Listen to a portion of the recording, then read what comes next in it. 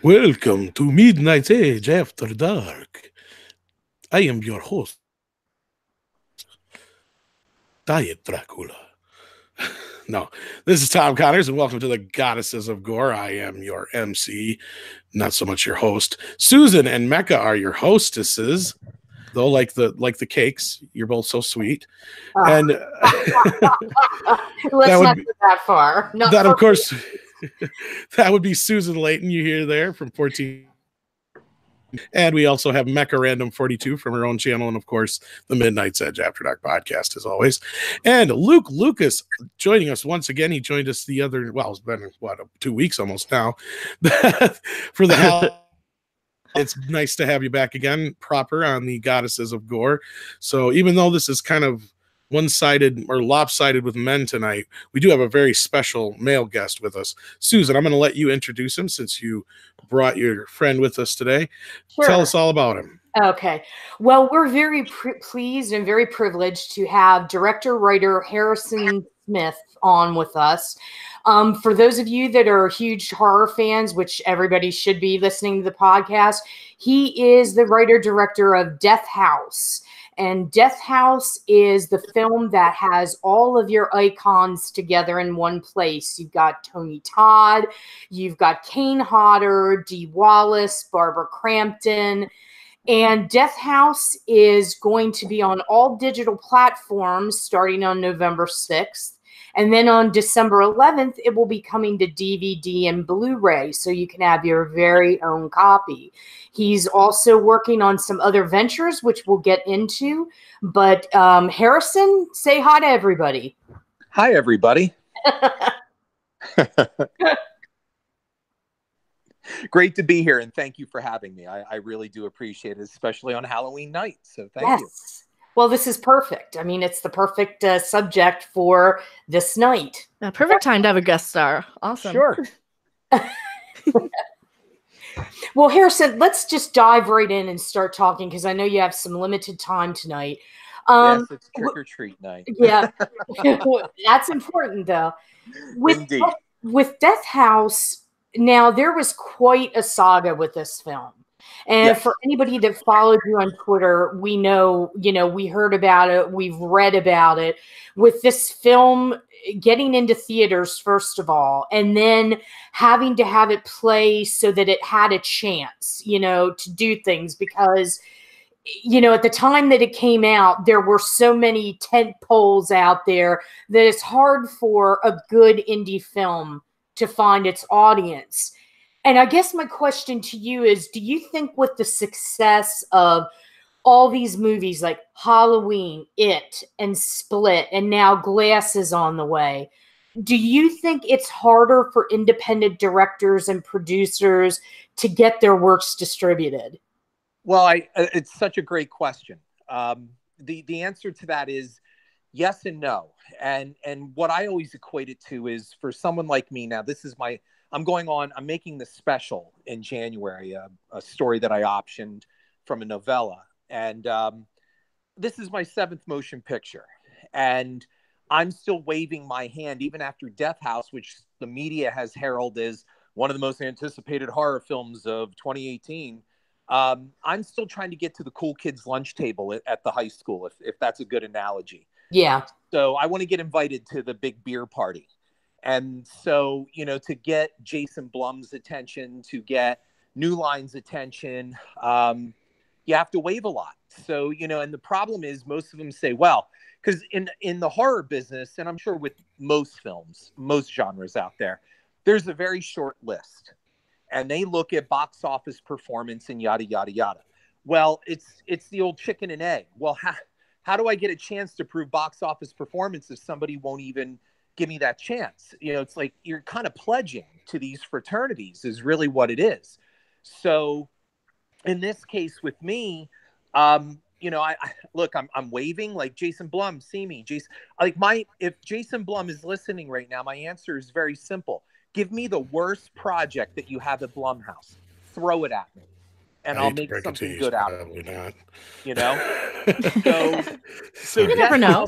What I'm hoping is Death House will obviously be one of my signatures. it did extremely well with the limited theatrical that it had. Yes, it got kicked around because of between Black Panther and then we had Wrinkle in Time. And, the theatrical distributor, I really can't say it did the best job. However, it got us out into enough venues where, we got a great VOD and DVD pickup, and that's, with a Sony output. So that's good, and so we got what we needed, and now it's hitting VOD platforms in a week, and then it'll be over. And the thing is, just on the DVD pre-sales, within 1 week of pre-sales, which broke all these records, they commissioned a Blu-ray almost immediately. So that's pretty good, to see a movie get that kind of traction. So to answer your question, you you're kind of pledging a frat is really what it is.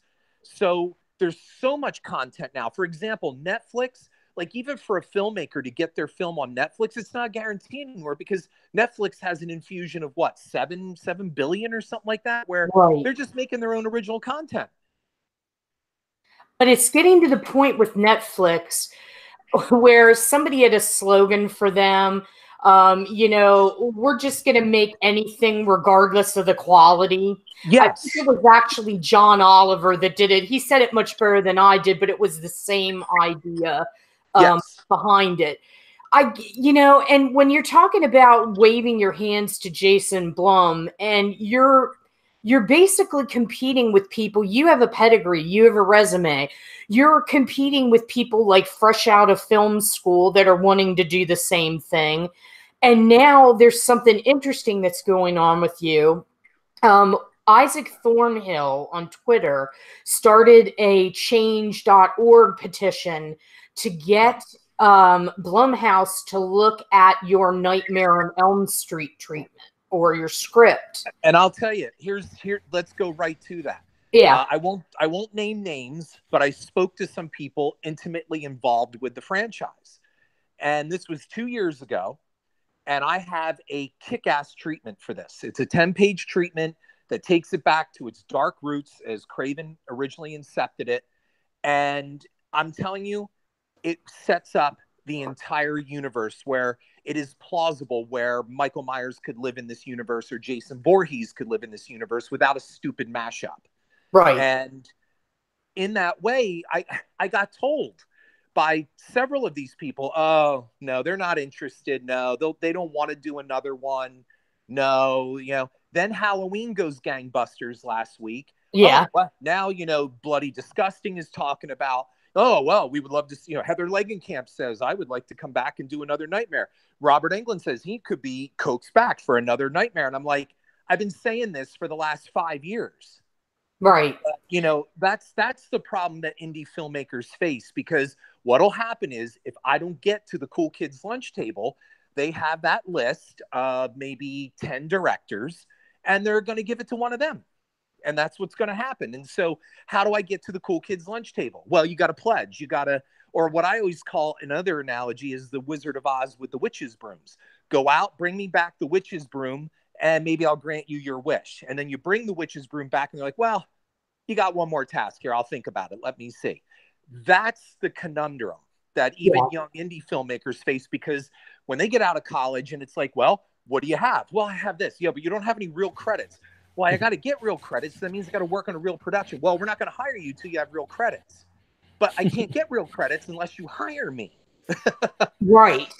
And it's just listening to you, it's just bringing up all this frustration that we yell about here on on the Goddesses of Gore, and I yell about on Nerdrotic, is the fact of the cool kids table. Hollywood is like high school times. It is. And it's ridiculous because you have a treatment out there that you've had out there for 5 years. And like you said, it's almost like the NFL where they're going to go looking for, whomever's available, whomever they know, to go and do the next treatment. Well, let me give you an example. Years ago, over, my God, now 15 years ago, 15 years ago, Tommy Lee Wallace, I was hanging out with him and he said, go over to my duffel bag and take a look in there. So I opened it up and it's a script for Freddy versus Jason. I'm like, holy shit, Tommy, you're gonna direct this? He goes, well, they want me to. And if you know Tommy, or if you ever heard him, well, he's the voice on the Silver Shamrock thing where, come on, kids, gather around. Don't forget the giveaway at 9. It's funny. We just dropped my Tommy Lee Wallace interview on the main channel not even 10 minutes ago, and he refused to give me the name of a big movie he turned down. But I think you just doxed him. Nice. Yeah. So he looks at me, and I said, "Are you going to do?" Didn't want to tell us. He looks at me, and I said, "Are you going to direct Freddy versus Jason?" I said, "Dude, I'll bring your coffee to you." And he just goes, "I'm not doing it." And I said, "Why?" He goes, "Because it's a piece of shit." That's what he said. I wonder which version he had too. That's what I mean. I don't know which version it was. Because there has been, God, and that's just it. Every director I have talked to has been offered either that or Scream. So, those two movies were just movies that everybody had either been offered or had a take on. And there was, 20 probably scripts. I'm exaggerating a little bit, but probably not, at some point before they got to the one that they're at. Because there was the Fredhead scripts. There was the scripts that started in Hell that picked up right after Jason Goes to Hell. What's his face? Corey Feldman's character. Jeez, I just lost his name. Tommy Jarvis. I was just going to say Tommy Wallace. That was the problem. Tommy Jarvis. Wallace from Halloween. Yeah, I know. I was like, Tommy. Too many Tommies, and I'm Tommy too. Tommy. And I think it even had Alice and her kid in it again, and a few other ones. And it kind of sounded a lot like one of the pitches I gave here a couple weeks back on what my idea was for a while back for a Nightmare movie. So, yeah, it's one of those movies that's been around. Everybody has been offered it. I'm surprised you didn't get offered it. I'm just kidding. Well, right. That's what I'm saying. I'm not at the cool kids lunch table yet, so that's part of the problem. So I think hopefully I answered your question, Susan, that you're facing a tidal wave of content, and most of all, attitudes from studios that are like, we just don't need you. Well, and you left out, we already got one too. That's we already got, right. Oh, you have a Nightmare on Elm Street treatment? Great. We have a stack of them, and that's their attitude. And we're just going to give it to somebody else. And because we know that they have all right, you did Death House, but hey, it only got 120 screens, and it didn't do like, David Gordon Green had, a big comedy, and you know what I mean? Like there really are no box office numbers to prove you. But when do I get a chance to prove myself? Yeah. So my answer is, take your worst project and give it to me. And you have the cachet, and you have people that you could bring into that worst script to make it better, assuming that they could fit into the roles like Kane Hodder or even Robert Englund, that you could make that something because you're an excellent writer. And well, what drives me nuts is, for years I've been saying, Robert, let's bring Robert back. Oh no, he won't do it. No, he's done. He's hung up the glove. And I'm like, that's bullshit. No, he'll do it. Throw enough money at him. You know what I mean? If the script is good, I mean, look, he's no dummy. He'll want to see that it's good. You know? I think that's true. And not only that, I think it kind of hurt his feelings when they redid it. Oh, I'm sure it did. I don't care what anybody says. There is nobody for Freddy Krueger but Robert Englund. Well, not only that, it had only been, 5-6 years since he had played the part? Right. There's no, people online, Susan, you probably say, oh, Kevin Bacon is Fred. No. Yeah. Nobody wants to see any of that. And Robert Englund was nobody when he became Freddy. He had just come off of Galaxy of Terror with Roger Corman, and he was doing, what was it, V? Yeah. V on TV, right? Nobody knew Robert Englund, and he made that role his own. It's his signature role. It's like, barely, because they did the parallel universe thing, does Chris Pine really pull off being James T. Kirk? Exactly. There are very few people that can step into a role otherwise. There's nobody to fill Freddy's shoes but Robert Englund. And people go, well, he's older now. Dude, he's under makeup. Shoot all his coverage up close. Get a younger guy to play the scenes where he's got to jump and leap and back kick or Careful, whatever. Susan's going to get upset. I said the same thing. I'm just kidding. Well, the only time, in all fairness, Harrison, this is why I get upset. Now, with Robert Englund, he's a different cat. He has different ideas. But there's some horror icons that have walked away, will stay away But they keep on getting these people. Oh no, if they back the truck up, and they even say, you can't give me enough money because I don't want to do this anymore. That's when I get irritated. When there's well, look at Daniel Craig with James Bond, right? Yeah. Oh, I'm not doing you. I would slit my wrist before I did it again. Well, he's coming back. Yeah. I mean, but he's Daniel Craig. I mean, Right. Everybody's different. Robert may want to do it, because he evidently still wants to. He said, even though he said the makeup process is grueling, he evidently said that he wants to come back, or he's he's even thinking about it. But I'm just going to come out and say it. The person I'm talking about is Bruce Campbell. He doesn't want to play Ash anymore. He said, it doesn't matter how much money you give me. I don't want to play Ash anymore. Yeah. But yet here we are. Everybody's like, nope, you're going to play him. You're going to play him, yada, yada, yada. That's when I get annoyed, because it's when somebody, not even him, but if somebody says they're not going to do it and they're adamant and they mean it, that's the only time I get annoyed with it. Sure. Well, and that's what I mean, I can rail all I want, unless I get noticed, and Death House hopefully will get me some of that notice. And maybe the special will, I don't know. Maybe the special will be my ticket to the cool kids lunch table. I don't know. But it is frustrating. So I totally, well, you see what I tweet. And that kind of rolls us right into the spilled milk question. Oh, God, because there's a hypocrisy there.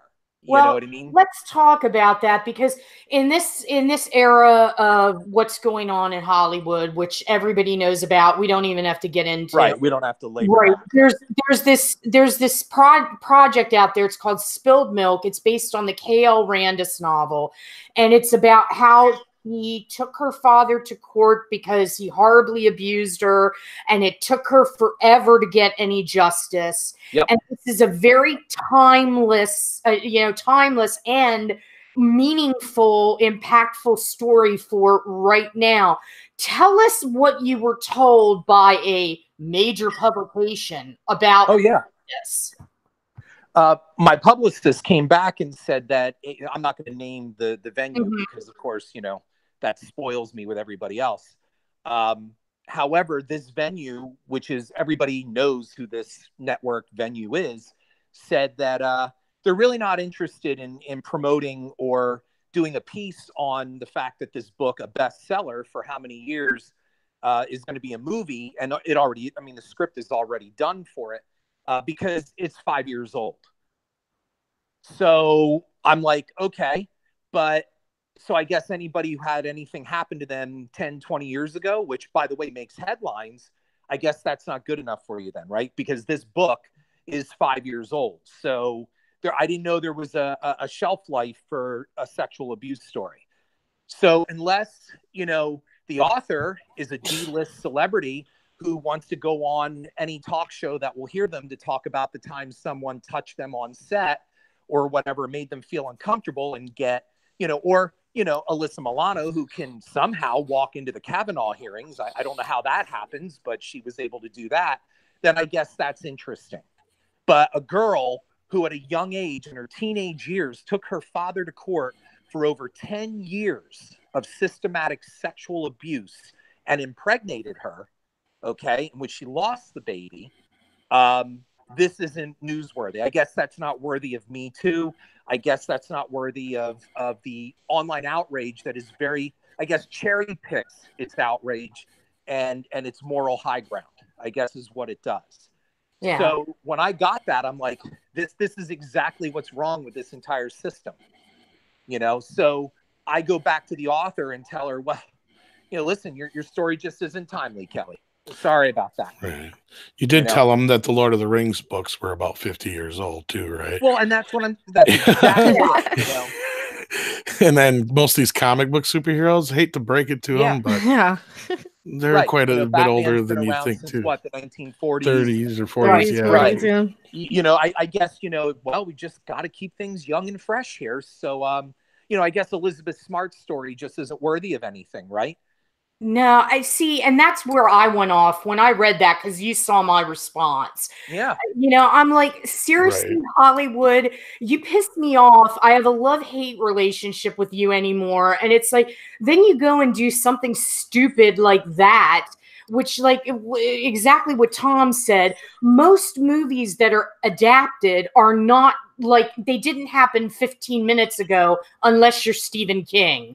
Then he's got some kind of, I don't know, universal facts that goes everywhere, where Right. it's a book and then it's automatically optioned. He has a thought, it's automatically optioned. So, but they're also making Cujo a robot, so go figure. yeah, so there you go. But I don't understand that logic, because if that's what they're operating on, then Christ, what movies are ever going to get made? Well, what's worse is it's Elizabeth Smart. We all know who the hell she is. Yeah. Right. Still, But it's not like it's somebody you've put it to never you even this heard way. of. That's the But fucked up part. This venue, by the way, gave how much time to Carrie Underwood's scar? Okay, she fell Oh, and God. got some stitches, which became a national tragedy. Okay, and I mean, that's important. But here's the story of a girl who fought back.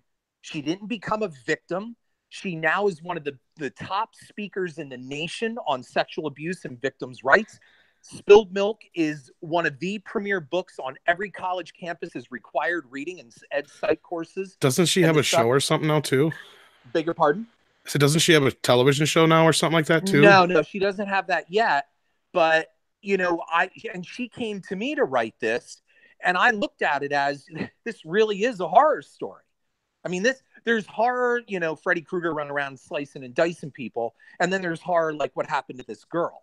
Mm-hmm. And to write it, I mean, the screenplay has gotten excellent coverage. People are like, oh my God, I can't believe the guy who wrote Death House wrote this really poignant drama. But it's just, when you hear the feedback from a major press outlet that says, no, not doing that.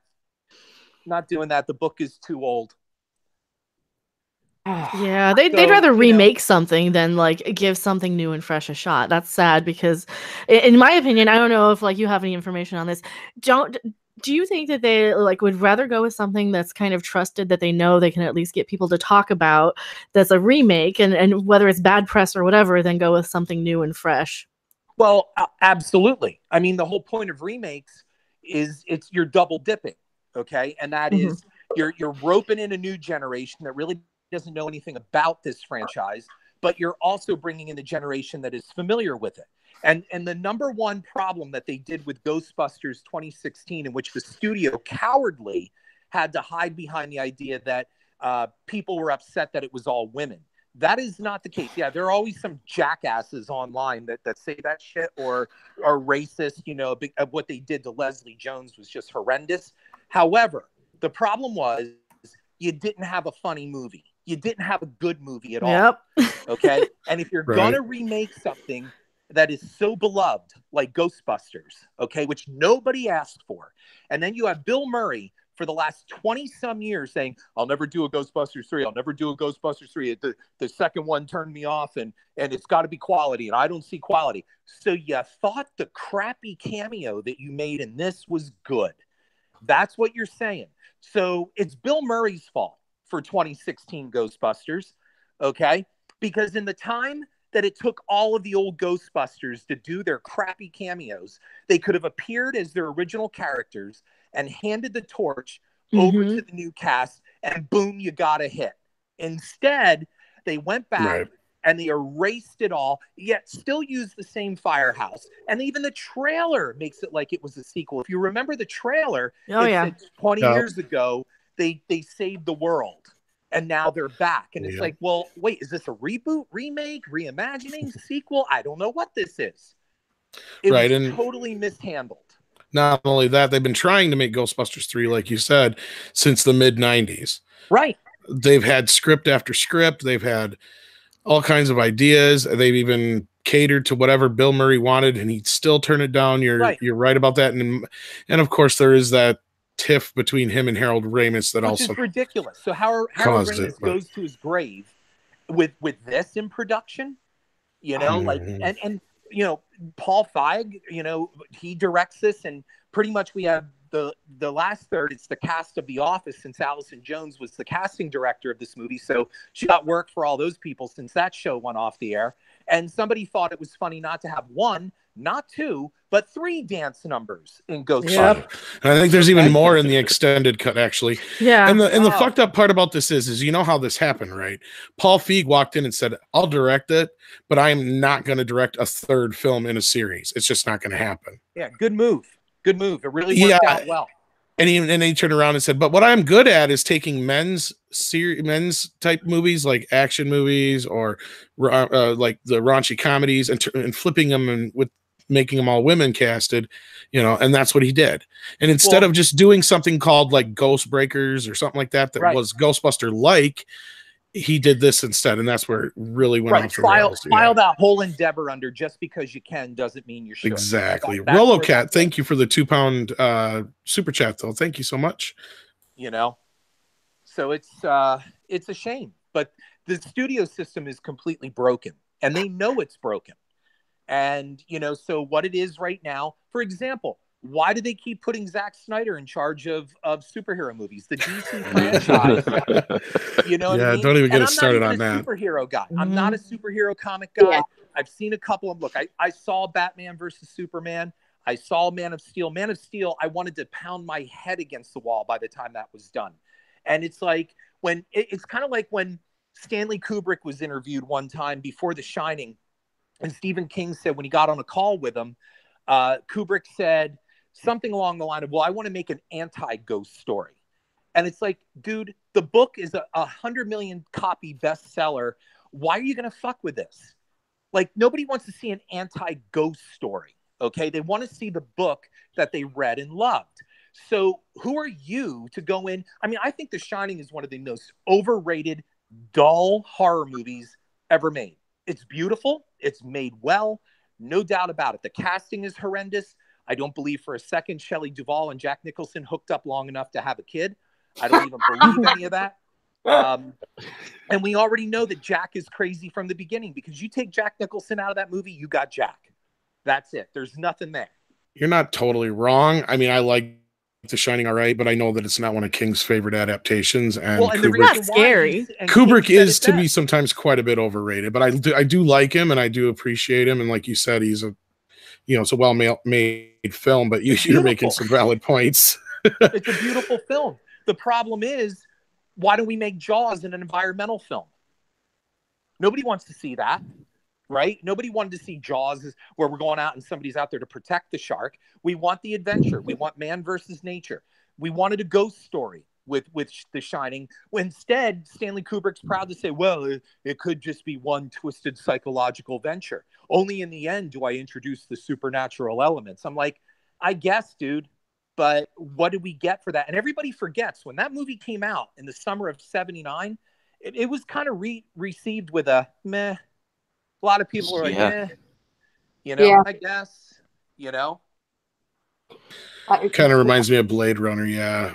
Yeah, I'm not I like Blade Runner, but again, that's not one like I'm a diehard fan of, and that's one that a lot of people get offended if you're not like a huge fan. Yeah. I mean, I love Blade Runner. I think it's beautifully shot. Oh yeah. I think it's very interesting looking back on it now, how spot on Ridley was about what it's going to be like in the future, because we're pretty much close to it. And I think Invasion of the Body Snatchers really nails where we are as a society.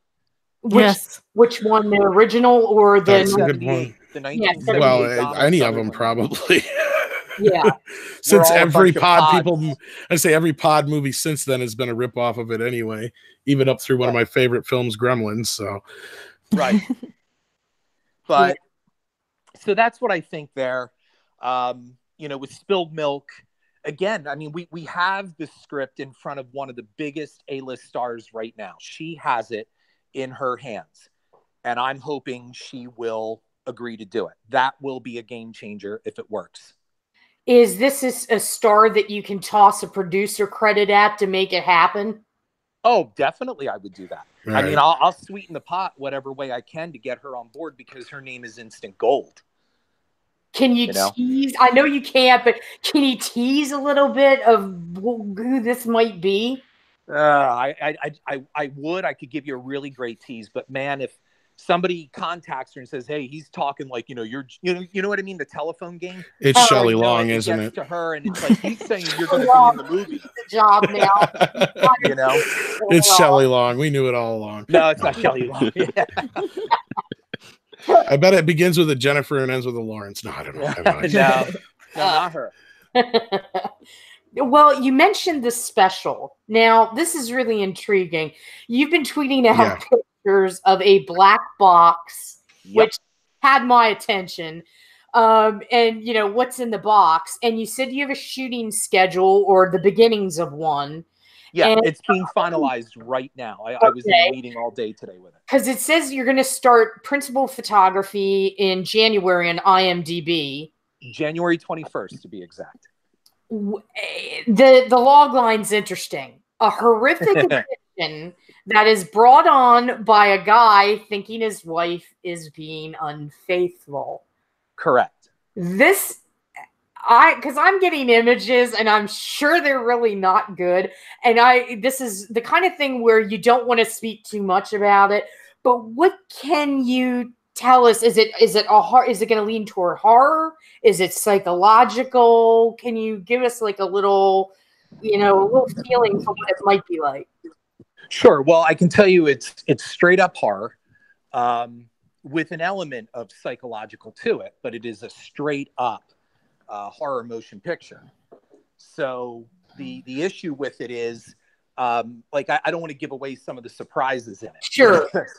I'm saying because what's in the box is something that well you'll never it'll do kind of like, here's how I describe it. It's the horror version of Fatal Attraction. How about that? Oh, because when I saw the box, I don't know why I thought of this, but I thought of Schrodinger's cat. That whole idea, it's that psychological thing you read about in college where there's a box and you put your hand in it and you imagine that it's something. That it's not, you know what I'm talking about? Yeah, I know what you're talking about. Yeah. It's got. Say, I got to be careful because I don't want to give away what's in the box. We don't want to know. Here's what I can tell you. What's in the box? Right, what's in the box? It's not Gwyneth Paltrow's head. That I can tell you. Damn. All right, as much as many people would want it to be that. I had my mic on. Sorry. What I can say is the ending. It has such a payoff, and the special effects team that is doing it is Roy Kinnearum's Soda Effects that did Insidious 4, and they did Gods and Monsters, and Sinister, and he does a lot of effects for Blum, and that's where the money is going for this, into those effects. Well, now this could be your calling card for Jason then. I sure hope so. Since you're using his guy, well, what do you have? Okay, you have the script and everything, and you're starting. Can you tell us who's going to be in it? There are no big names in this. Okay. But we do have Damien Maffei from The Strangers 2. Okay. We have him. I have Davey Raffaelli, I should say. That's a better way to pronounce his name. From My Camp Dread and Zombie Killers. Okay. And I thought of him immediately when I read the script. I thought he's my lead. And I have Susan Moses, a great character actress who could easily go head to head with Lynn Shay. She's playing Madame Zora, who she was in Invincible. She was in my movie The Fields, 6 Degrees of Hell, the Samsung spinoff that I did for 6 Degrees of Hell called 360 Degrees of Hell in VR. So some of these people I've worked with before. I'm just about to close on a detective role, and I don't want to say the actor's name yet because he hasn't 100% committed yet, and I'm hoping he will, because he's an actor that's about to blow up. Like, he's going to go big, and I'm hoping this is kind of like his Halloween. He looks back one day and is like, wow, that movie gave me my jump off just before I blew up, kind of thing. Wow, fingers crossed for that, because this definitely sounds like something that it should get play and should, draw people into theaters. So I hope you don't have the same drawn out saga with this one. Well, I sure hope so. I hope you're right. Yeah. Because I know there's a lot of things going on in your world when you look at it. One of the things that intrigued me was Love Bites, which is based on Adrienne Barbeau's book. And to me, it sounded a bit like the Deadly Spell, where a detective gets caught in the underworld. And I kind of liked the twist of having a vampire be targeted by a serial killer, because you would think the vampire could best a serial killer. What's going on with this product, the production? Anything yet? Yeah, well, actually, I'm in talks right now with financiers to get this made. Adrienne has trusted me with the project. I liked her book. And, the idea of a detective in a supernatural world is not a new thing. Right. However, on this one, the serial killer, like you wrote in the questions about, well, I think a vampire can take care of a serial killer. The serial killer is also supernatural. Oh. So she's really undermatched against this. And I don't want to give the details. I can tell you, it's not camp. It's not satire. It's not anything like that. It's straight up, action with horror, like very much a horror film noir kind of feel to it. Is Adrienne going to have any role in it, or is she just going to produce it? No, she's on board as a producer. And of course, one of the writers, we co-wrote this together, the script, and adapting it from her book. And she's going to be playing Madeline Savage in the story, in the film. So it's a great role. I can tell you that she does transform into a werewolf. Oh, wow. I'm just seeing Dee Wallace in The Howling for some reason. Oh, I know. Yeah. Yeah. Adrienne is going to turn into a pretty badass werewolf. Well, and I know that you are working on the prequel to Death House, Dawn of Five Evils. Yeah, that's a loose pre-production. We want to see how this one does. Frankly, I would like to see Death House 2, which the script is already written for that and is far more brutal than the original Death House. So the prequel, it's kind of we'll see. I mean, it's not that it's bad. It's just I'd like to see Death House 2 go before the Dawn of Five Evils. Right. Because now, if you did get to Death House 2, because I'm thinking sometimes with video on demand and DVD Blu-rays, sometimes with sales and such, that can really boost the signal level for a project like Death House. Yes. With Death House 2, if you can get that made, are any of the principals going to return? Absolutely. Kane Hodder is like, I better be in the sequel. And let me tell you, I want to work with Kane whenever I can. He is a joy to work with and one of the nicest and funniest bastards I've ever worked with on set. Yeah, and everybody that has had contact with him or worked with him thinks very highly of Kane. He's a good just man. And he's a good person. He's a very kind person. And I loved working with all of them. I know, directors are supposed to say that. I'm telling you, there wasn't one person that I would roll my eyes and be like, oh, I'd never work with them again. I mean, Barbara Crampton was a delight, and what a goddess to work with her. Dee Wallace has become like my second mom. So I can't even tell you the pride I have in being able to say that. And, all the people I work with. Dee Wallace to be my mom. Oh, yeah. She is the best. She kicked Cujo's ass and Werewolf's ass. Right. Dee is just awesome. She's a wonderful person, and Critters. Yeah, Critters. She blew those things off the porch.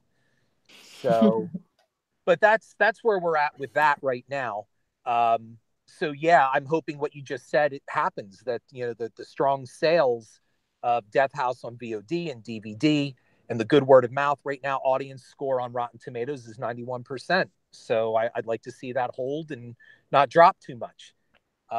So we gotta see how it does. But I mean, the Death House 2 script is called The Farm. and it is absolutely brutal. And I can tell you it involves organ trafficking. Oh, yeah, that sounds brutal right off the bat. Yeah, I'm really excited about it. I co-wrote it with some other guys who just brought such a brutal bunch of characters.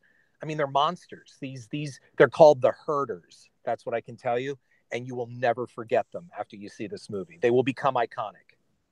I really hope that the sales do well, because I think this film needs to get out there. And I mean, the industry, horror is no longer, looked at as porn anymore, especially since Jordan Peele with Get Out has the prestige.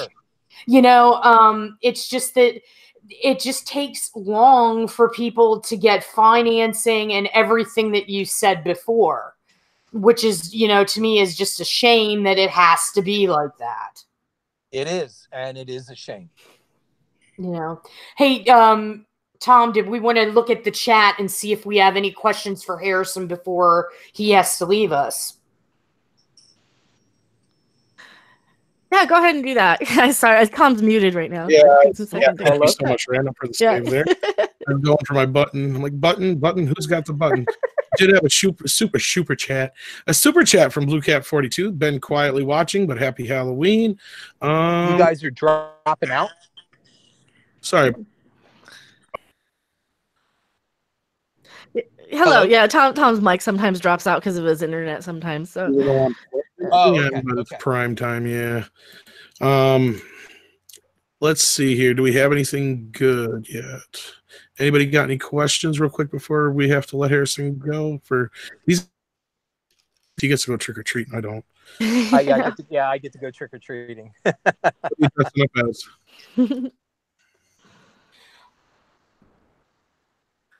Luke, do you have anything that you'd like to ask Harrison? Yeah, you've been quiet. Yeah, I've been kind of like laughing along and following. Yeah, it's not a question as much as just like, I think it just kind of sucks with the whole spilled milk situation. Like everybody's been saying, there are movies that are based on books from 50, 60 years ago and that keep getting remade over and over and over again. And something that's so topical would not be picked up and used right now. That's kind of a shame. And I was actually unaware of that. So just listening to that was kind of like, wow, I can't believe that is something that's happening right now. It is. And, again, it just underscores the hypocrisy of the movement where a D-list celebrity can show up in the Capitol building at a Senate hearing and garner, and then go online and say, oh, I made a video for my daughter, but I'm going to release it now. Why don't you just go work? Right. Because really, my opinion is why are you, this is for your daughter. This is not for public content. We don't want to sit there and watch you crying online. This is a private thing, so stop trying to get the media attention. And I want to know why that's all newsworthy, but a book because it's 5 years old about a girl who really went through hell in real life. That's old news. Harrison, Patrick Olinger wants to know, who is your favorite horror villain? Oh, wow. That's a cool question. Here's the thing. I classify One Flew Over the Cuckoo's Nest as a horror movie. And so I'm going to say Nurse Ratched. Wow, yeah. Great choice. That's who I'm going to say because there are real Nurse Ratcheds. And Nurse Ratched believed she was doing good. She was evil. She was absolutely evil. And I do look seriously at Cuckoo's Nest as a social horror film. I really do. Oh, it is. It is. I mean, on all levels. And I think that is the first book, Ken Kesey's book, that I actually cried at.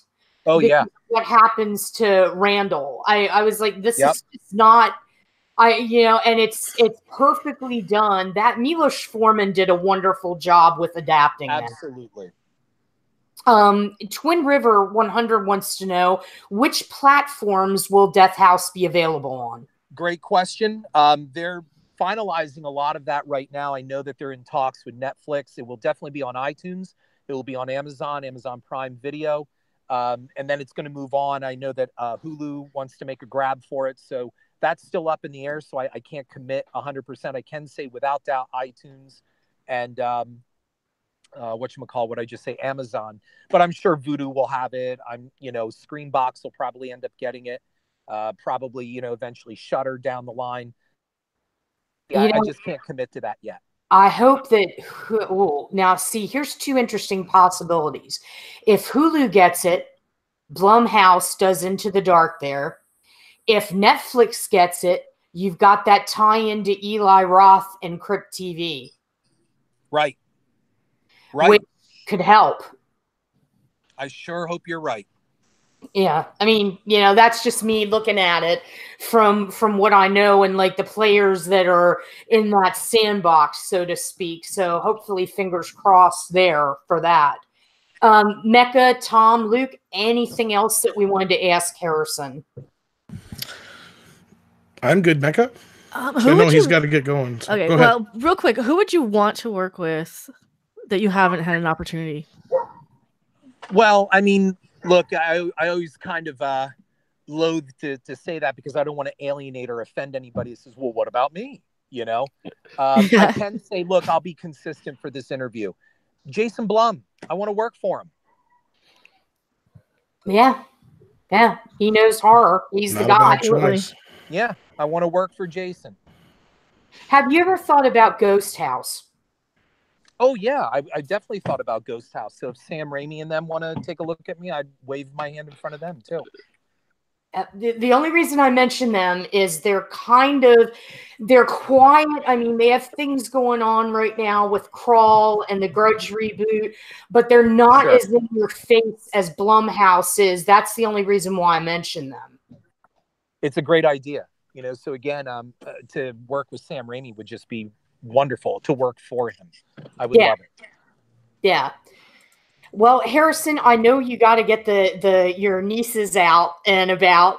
So I really wanted to thank you for coming on. It was a pleasure. You're a great guest. You gave our chat some very good insight, in-depth knowledge about what it takes to get a film made, because I know we have regulars in here that are in our chat that want to be independent filmmakers. Mm-hmm. And to hear it from somebody like yourself that has worked with, name people in the horror industry, what you have to do. I mean, this was like a master class. I got to be honest. Well, thank you.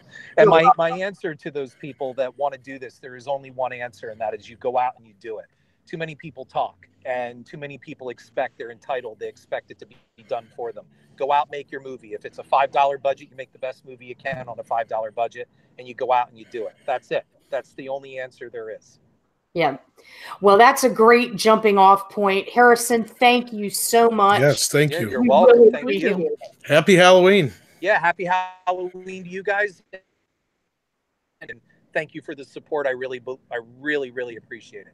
Hey, you bet. Anytime. Okay. Well, good night. Have a great Halloween. Yep. Same to you. All righty. Bye-bye. Bye now. All right, folks. So we're going to stick around here for a little bit longer since we've had Mecca's been quiet. I was going to say two very quiet guests, but Mecca's not a guest.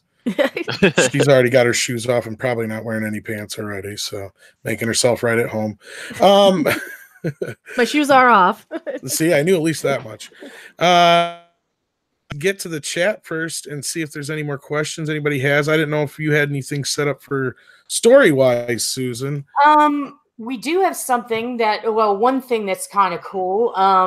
For those of you that collect NECA figures and are really into Halloween, the original and the version that's out now, NECA released yesterday a photo of a Laurie Strode figure. Laurie is coming to play with Michael. Now, Michael from the 2018 movie is going to be out in December. And Laurie does not have a release date yet. But if you jump onto NECA's site online, you can see how great this figure is. the attention to detail. I love NECA because I have a NECA figure. I would never buy it for myself, but it was a gift. And I have a NECA figure, and I am constantly amazed at the detailing that goes into it and the way that they basically, it's like a sculpture of the actor or actress. So I actually have quite a few, yeah. Yeah, they're just amazing. And that is terrific. That if you're interested in that, you can go and take a look at Jason. He has the knife. He has a functional jack-o'-lantern with like an LED in it. He's got the Judith Myers tombstone and the hammer. So check it out if you're into NECA. So that's something that's very new right now. And when you threw up 1428, I don't know for you guys that are, today's Ash Wednesday on 1428. We have some theme days, like Monday's Michael Myers Monday, Tuesday's Texas Tuesday, Wednesday's Ash Wednesday, and then Friday's Freddy Friday. Well, today for Ash Wednesday, I got a hold of a video where Bruce Campbell talks about 2 scenes that Sam Raimi wanted in Army of Darkness, and they had to talk him out of it. And I thought it was interesting because it was 2 scenes that I've never heard of before. They're funny as hell, but I could see why they'd have to be talked out of it. Because if, I don't want to spoil it, but let's just say Sam has a very unique sense of humor. And pretty much Campbell was like, no, we're not doing this. And the whole thing is like, it's the power of good producers.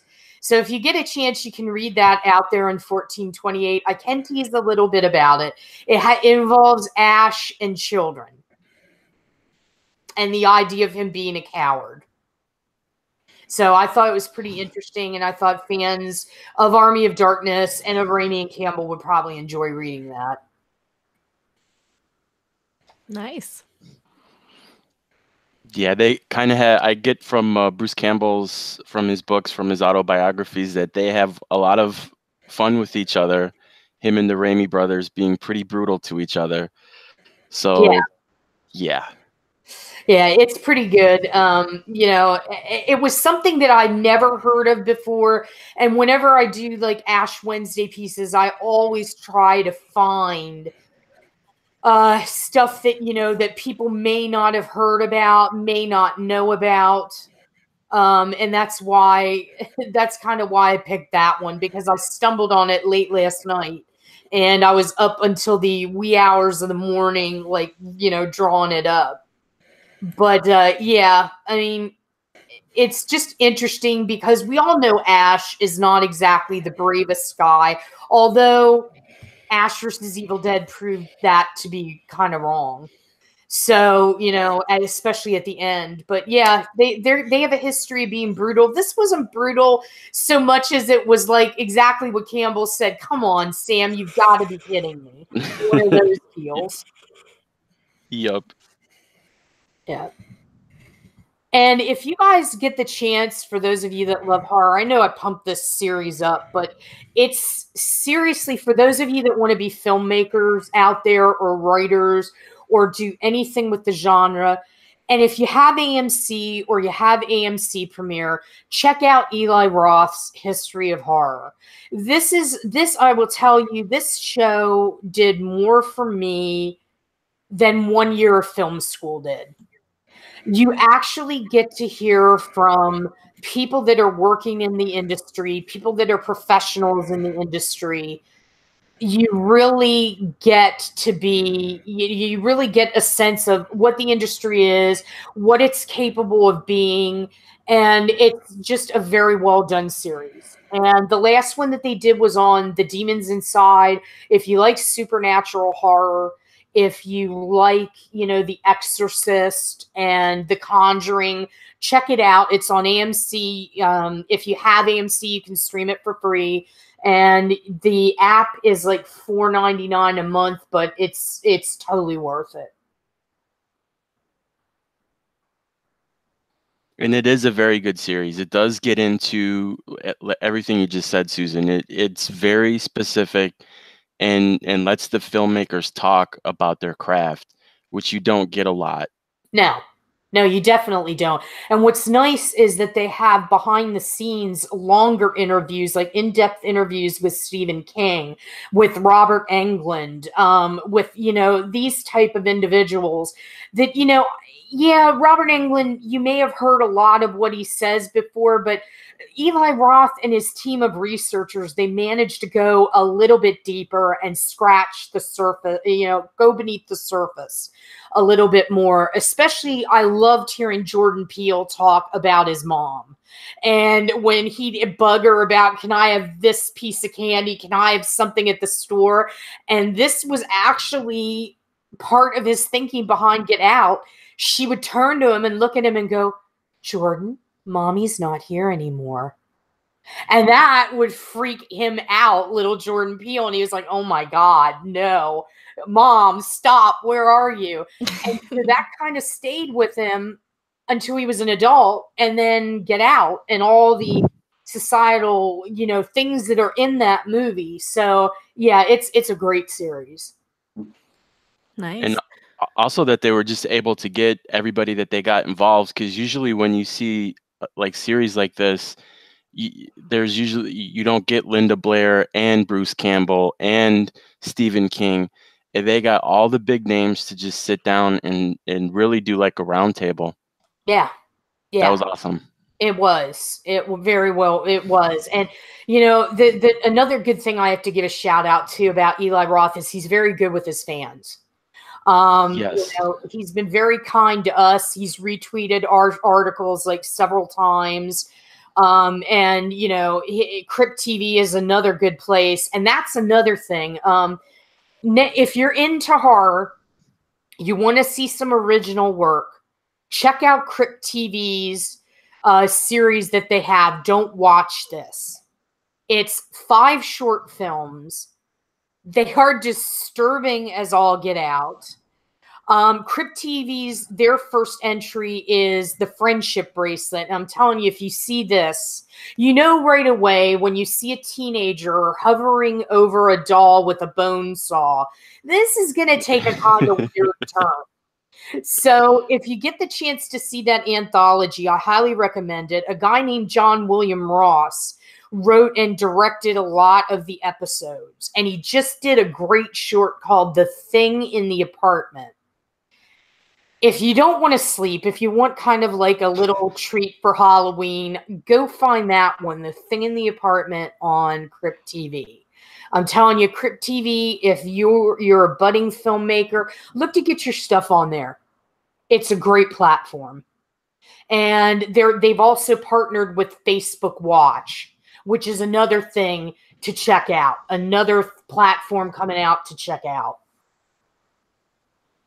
And Netflix, yes, Tim F. Netflix does have Don't Watch This. They're involved in it because they've actually produced 1 or 2 of the shorts. So they are involved. All right.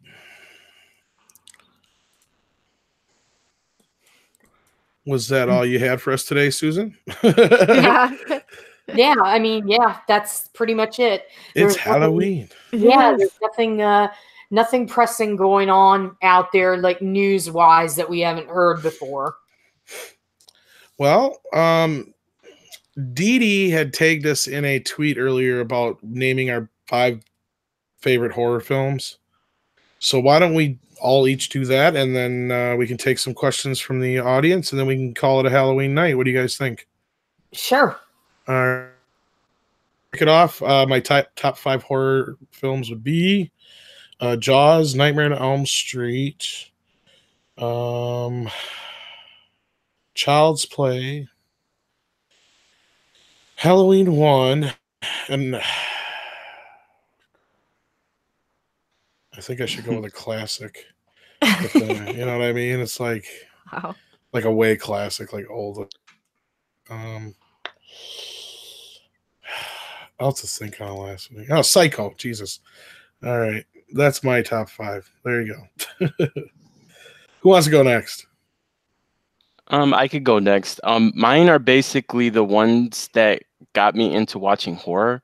That's why they're like my 5. They're not always the scariest. But it's Halloween, the original Halloween from 1978, The Fog, Carrie, which is like probably the first horror movie that I ever watched and kind of messed me up, and I liked it, and I knew it was something that I was probably going to be into.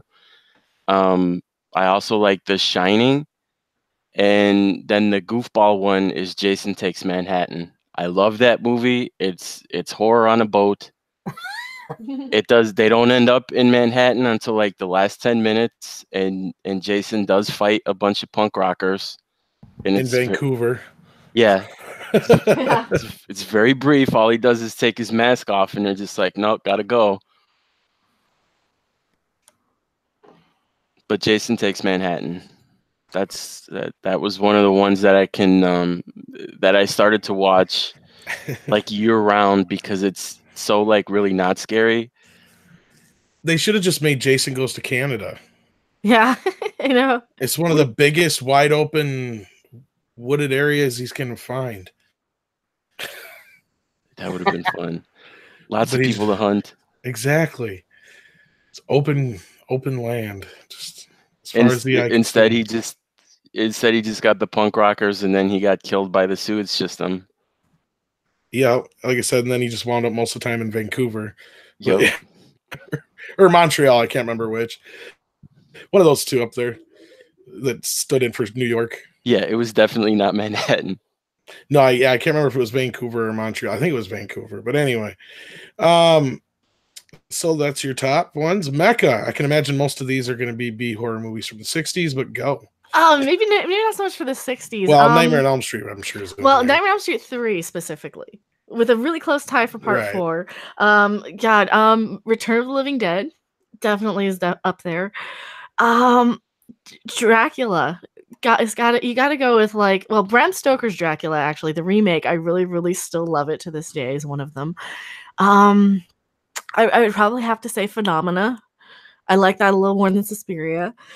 And God, I mean, you're gonna make me choose like another one, and I don't know if I have like a fifth that I can like really narrow it down. I gotta keep going to like Horror of Party Beach. I really love that one.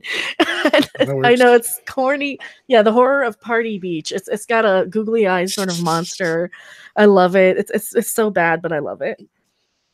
Yeah, is that 5? I think that's about 5. Yeah. Read by Nature has a question. Anyone know what's up with Shyamalan's Tales from the Crypt? Heard there's some issues keeping from being released. Yeah, last I heard, I think it's DOA Susan or Lucas or Luke, actually. Sorry. Have you guys heard anything about that, or is it still kind of happening? Or no, I mean, I haven't heard anything. Nobody's reported on it. I think that's probably going to take a back seat while Glass is being touted right now. Not only that, I thought I heard something about some lawsuit. Yeah, I have not heard about a lawsuit. I thought I did something to do with who actually owns the rights and whatnot, something to do with it. I'd have to look it up to get the actual facts. If that's what it is, because all these franchises seem to have rights issues. Yeah, I could be wrong, but I thought that's what I heard.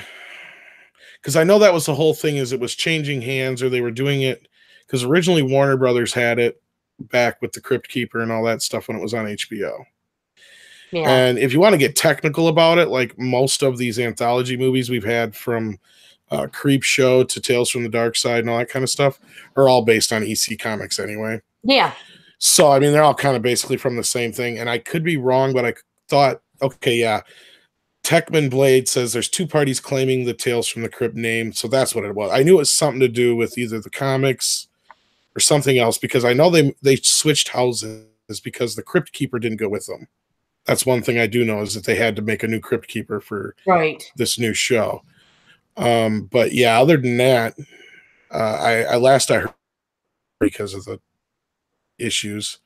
So I wouldn't expect it anytime soon, especially with Glass, unless somebody else takes it over.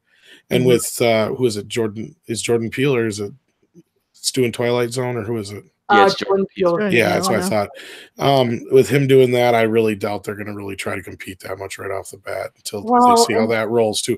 If that's a hit, then they'll push it forward, is what I'm saying. Well, what's interesting about Twilight Zone is people were kind of hoping that Jordan would give his own take on it. And the very first news that we hear with casting is Adam Scott is signing on to do yet another version of Terror at 20,000 feet. Now, that's what I thought I heard. 20,000 feet. But I thought I heard this a while back, and I don't think I had this conversation with you. I think I had it with somebody else. Maybe it was Mecca. About how, because didn't you bring it to my attention, Mecca, that they were remaking the old episodes? They weren't actually doing new ones. I don't think I said somebody that, did. Somebody might. Yeah, I we just found out like now that that's what they were doing. We knew they were doing the series, but no details were given on it. Well, I heard this a while ago. Maybe it was somebody I wasn't supposed to say it, but that's very possible. I'm half awake because I've been up for like 24 hours, so.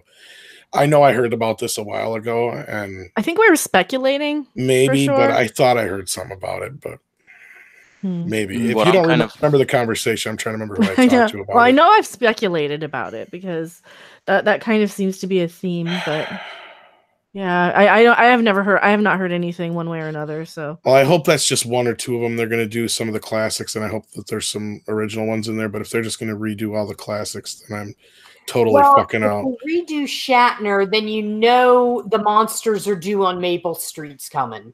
Well, that was pretty much what the movie was. And that's what I didn't like about the movie. As much as I love John Lithgow and he keeps coming up for some weird reason. Yeah. But I didn't like that aspect of the Twilight Zone movie. I was like, I don't want to see the same old fucking stories again. Yeah. Give me something new. Give me something different. That the monsters are due on Maple Street is because that, at the time that it was done, was about issues in society, except it was the Cold War. Well, now there's so much that we can use that episode for. Don't be surprised if we see it. I see where you're going with that. And I mean, if they do that to a point, I wouldn't be adverse to, like I said, a handful of the classics being completely revamped for now. But if they're just going to basically use the same script, same structure, same idea, like then I'm not interested. Well, you know what would be interesting to see, and I don't think this one has been remade or redone with the Twilight Zone. It just went out of my head too, but it was one of the ones that, To Serve Man. I would love to see that again. Is everybody familiar with that episode? Give me the synopsis, I probably would be. Well, this alien arrives on Earth, and we think it's a great thing because they're very friendly and we're sharing things with them. And then they want people to come to their planet to experience what life is. Is this one where they're going to eat us? Yes, with the cookbook. Yeah. I knew it. Yeah. Okay. As soon as you start, I knew it. Yeah, that's what I'm saying. I'm not good with titles. Mecca can confirm that. But Same here. Yeah, they haven't touched that one. That would be interesting because it's kind of funny. Well, Simpsons did. Yeah. I mean, it's funny in a dark way. There are so many good episodes that they could do, like Time Enough at Last with Burgess Meredith, about the guy who always wants to read and everybody's giving him shit about it. And it takes the apocalypse for him to get some time to himself. Well, and like his glasses. Like I said, if they actually my all-time favorite. If they update them in some way to make them relevant to now and don't just rehash it, I'll be cool with it. There's no reason but there's no real reason. Yeah, I was just going to say, because that's the problem. A lot of this is because they're like, oh, well, kids won't watch black and white stuff. Well, if you let them and actually get some kids on board with it, they will. There are some smart kids out there who are willing to give stuff a chance just because it's not in colors. Yeah, I grew up with color television being the norm, and I watched plenty of black and white stuff, so... You know, that's a societal problem, I think. You have to figure it's CBS All Access. That's all we need to know. Because, yeah, that's true. You know, they're wanting a tentpole. They're wanting something to anchor them down. So they're getting into bed with Jordan Peele. So it makes good business sense. Now, I don't know what Jordan's going to do. I wish him all the best. I hope he does give us something, you know, new and fresh. But my whole thing is, you know, why don't we do, and I keep on saying this, but why don't we just do, you know, HD 4K combo packs, you know, with bells and whistles, and just leave some things rest? I really think we should start thinking about that, because the studios can still make money. People can still make money off of it, especially if it's coming from the vault. Let's just do that. Mhm. And that's why we're not allowed at the cool people's table. Yeah. I mean, I'm never going to be producing anything in Hollywood. Oh, hell no. No, I'd get there and I'd be like, do you have a story or a script? Oh, no, this is just a concept. Get the fuck out of my office. You were going to say something, Luke. Yeah, it's because that's the way Hollywood makes a lot of money off of the movies that come out now anyway, that when they go out in the theaters and they tank, they make their money off of the Blu-rays and the DVDs and then releasing them again in Steelbook and then re-releasing them again with different versions of it and different fun stuff on it.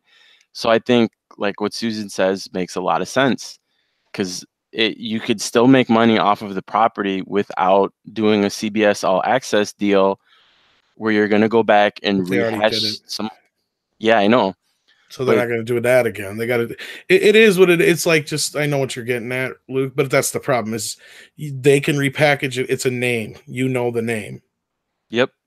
And I think that's why they're remaking the classic episodes probably as a draw-in. Oh yeah, that too. But then hopefully they do pivot, because if you have Jordan Peele, I'd like to see what, you know, like everybody said, I'd like to see what he can do. That's the wild card in the mix. Yeah, that's the wild card in the mix.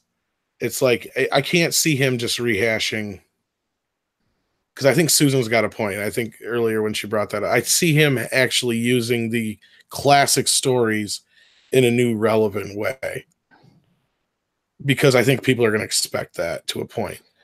Because we just get, there's something on the plane. There's something on the plane. People are just going to be like, okay, we've seen this already 3 times now. And, you know, so yeah. You know, John Lithgow put his own spin on it. Oh yeah, but I mean, you know, that was back when Lithgow was doing a lot of Maniac stuff. Like I love him, but Raising Cain, just stop. I watched that film again and I laughed so hard. Him playing the twins, and it was just like one long skit of it's acting, you know. It just regardless, my point about the Twilight Zone movie is that is a complete, almost verbatim rehash of the Shatner version. It's like they use the same script, same setup, same result. I don't think there's that much added to it other than the special effects are updated. That's like, you know, about it. You know, sometimes when you have a good script and you have a good actor, maybe it works, but it usually doesn't, because case in point, Psycho, as re-envisioned by Gus Van Sant, you know, basically what he did a colorized version of it. All of the actors did the same dialogue, and it fell flat. Do you want to know what? Somebody confessed why he really did that, and I was hoping this is true. Okay. He said he did that so nobody could remake it ever again. Well, he succeeded. He literally did it bad on purpose. Like it was all on purpose, so nobody could ever do it again. Wow. Well, that's what he told. I can't remember who he told that to, but I just heard this recently. The point. Yeah, that movie it's a classic case of you have everybody that should make it work, but yet it doesn't. You know, I wish I remember who said it, but they said that he specifically said that I just won the Oscar or whatever. I can do whatever I want. They're going to let me do whatever I want. I'm going to do this so nobody can ever fuck it up again or fuck with it again. I'm going to do it verbatim. It's going to suck. Nobody's going to like it. Everybody's going to ask why I did it. And then 20 years from now, they'll know why, basically, kind of thing. Right. Well, like I said, he succeeded with that one, because I applaud him, actually. It's like, I kind of get where he's going with that. It's like, okay. See it in the theater, and I had touche for it, but no, didn't deliver. Like he made it obnoxious on purpose. It's the same movie obnoxiously on purpose. So like you said, Universal will never remake that movie again. No. They'll do Bates Motel like they did recently. But they'll never make Psycho again. Psycho 2 actually was a very well done. Oh yeah, Psycho 2 and 4 actually are pretty good. Yeah. 3's eh. Yeah. I didn't have a problem with the sequels for Psycho. I mean, I didn't. They're very underrated actually. yeah. It was great to see Perkins back when he and came back for Psycho 2. Yeah. And if people haven't seen Psycho 4, I haven't seen Bates Motel yet, but from what I can tell you is it's pretty much Bates Motel compressed into an hour and a half. But yeah. Well, the thing about Bates Motel is it was modernized. Yes, you that got like too. cell phones That too. and yeah.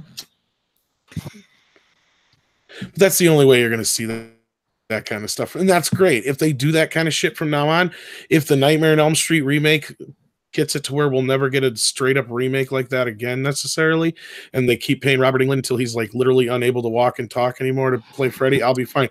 I know you don't want that, Susan, but he's the only one I care about as far as that goes. Him and Brad Dourif. The rest I could care less about. I mean, I make my peace with it because Englund's a different guy. And if he's up to it, good for him. He's like in his. He did a great job on the Goldbergs. I didn't get a chance to talk about this yet. Did you see that? Yes. Yeah, he did. He did. It was disappointing that he wasn't in it for not very long. No, and they used a lot of off-the-shelf stock shit for his sweater and I could tell. So if he would have had a little bit more attention to detail like an actual movie, I could see him doing just fine as Freddy again. No problem. Yeah. Yeah. Like I said, for him, he's a different guy.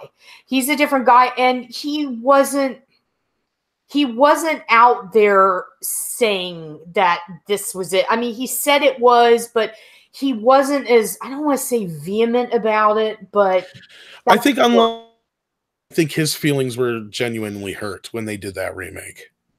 Because like I said earlier with Harrison, that movie was barely 5 years off of the last Freddy movie. Yeah. It's not like he was still young enough. He could have done it. They did not need to reboot it. There was no reason to remake it other than Michael Bay wanted to. And they thought he was the new hot thing because he did, Texas Chainsaw, and it did okay. And then he produced Friday the 13th, which at that time was the #1 opening for a horror movie, even though it tanked 76%, I think it was in its second weekend. Yeah. If I'm not wrong. Yeah, I feel he got hurt really bad by that, and I don't blame him. Because I would too. And Jackie Earle was a friend of his, so I don't know how that went down between the two of them.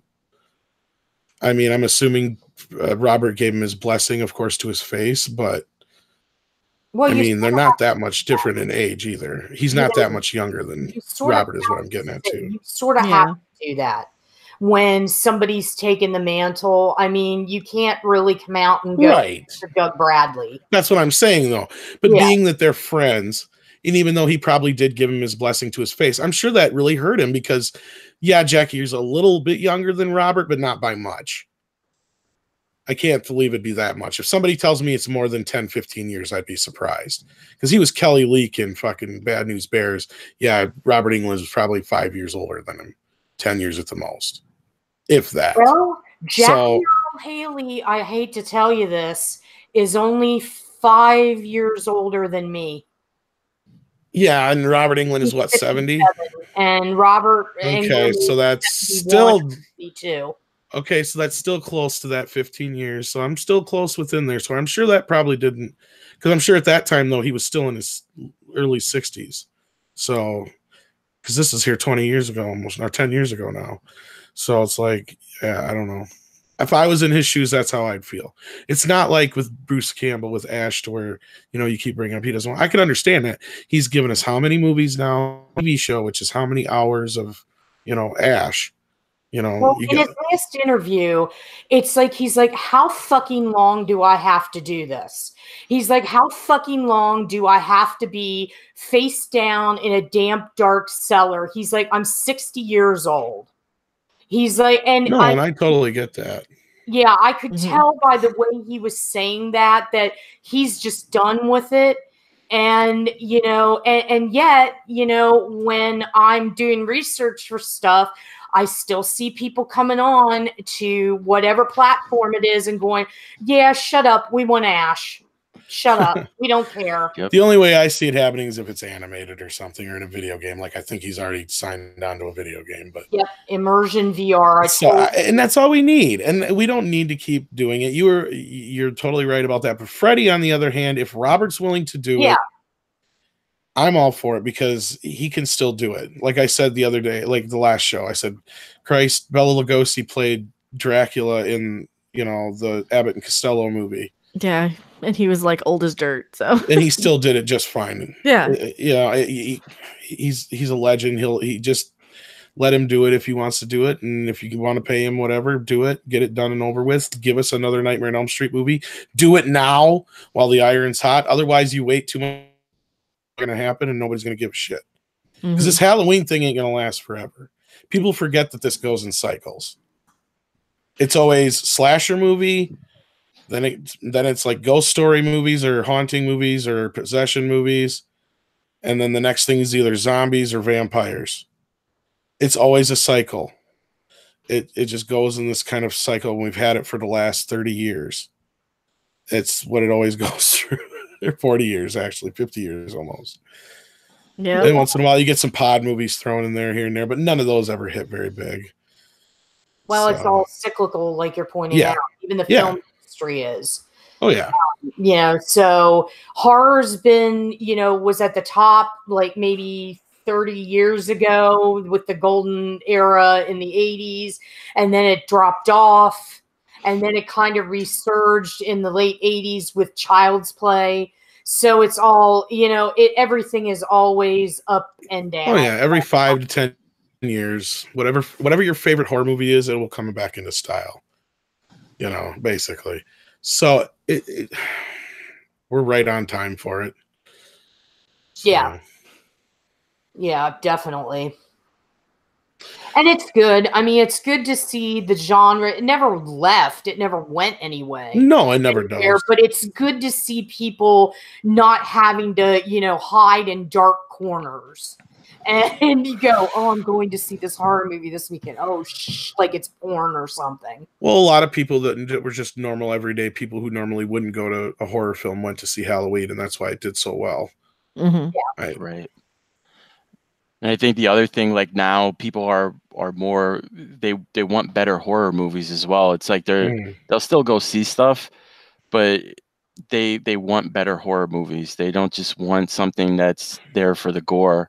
And I think that was evident with something like Hellfest, where it came and it went, and it wasn't particularly that great. And everybody just kind of was like, no, I don't need this. And they just waited for Halloween, and everybody went to go see that. And now it's killing at the box office. Right. Well, not only that, I brought up, it's doing what every franchise has been trying to do, from Star Wars to Star Trek, you name it.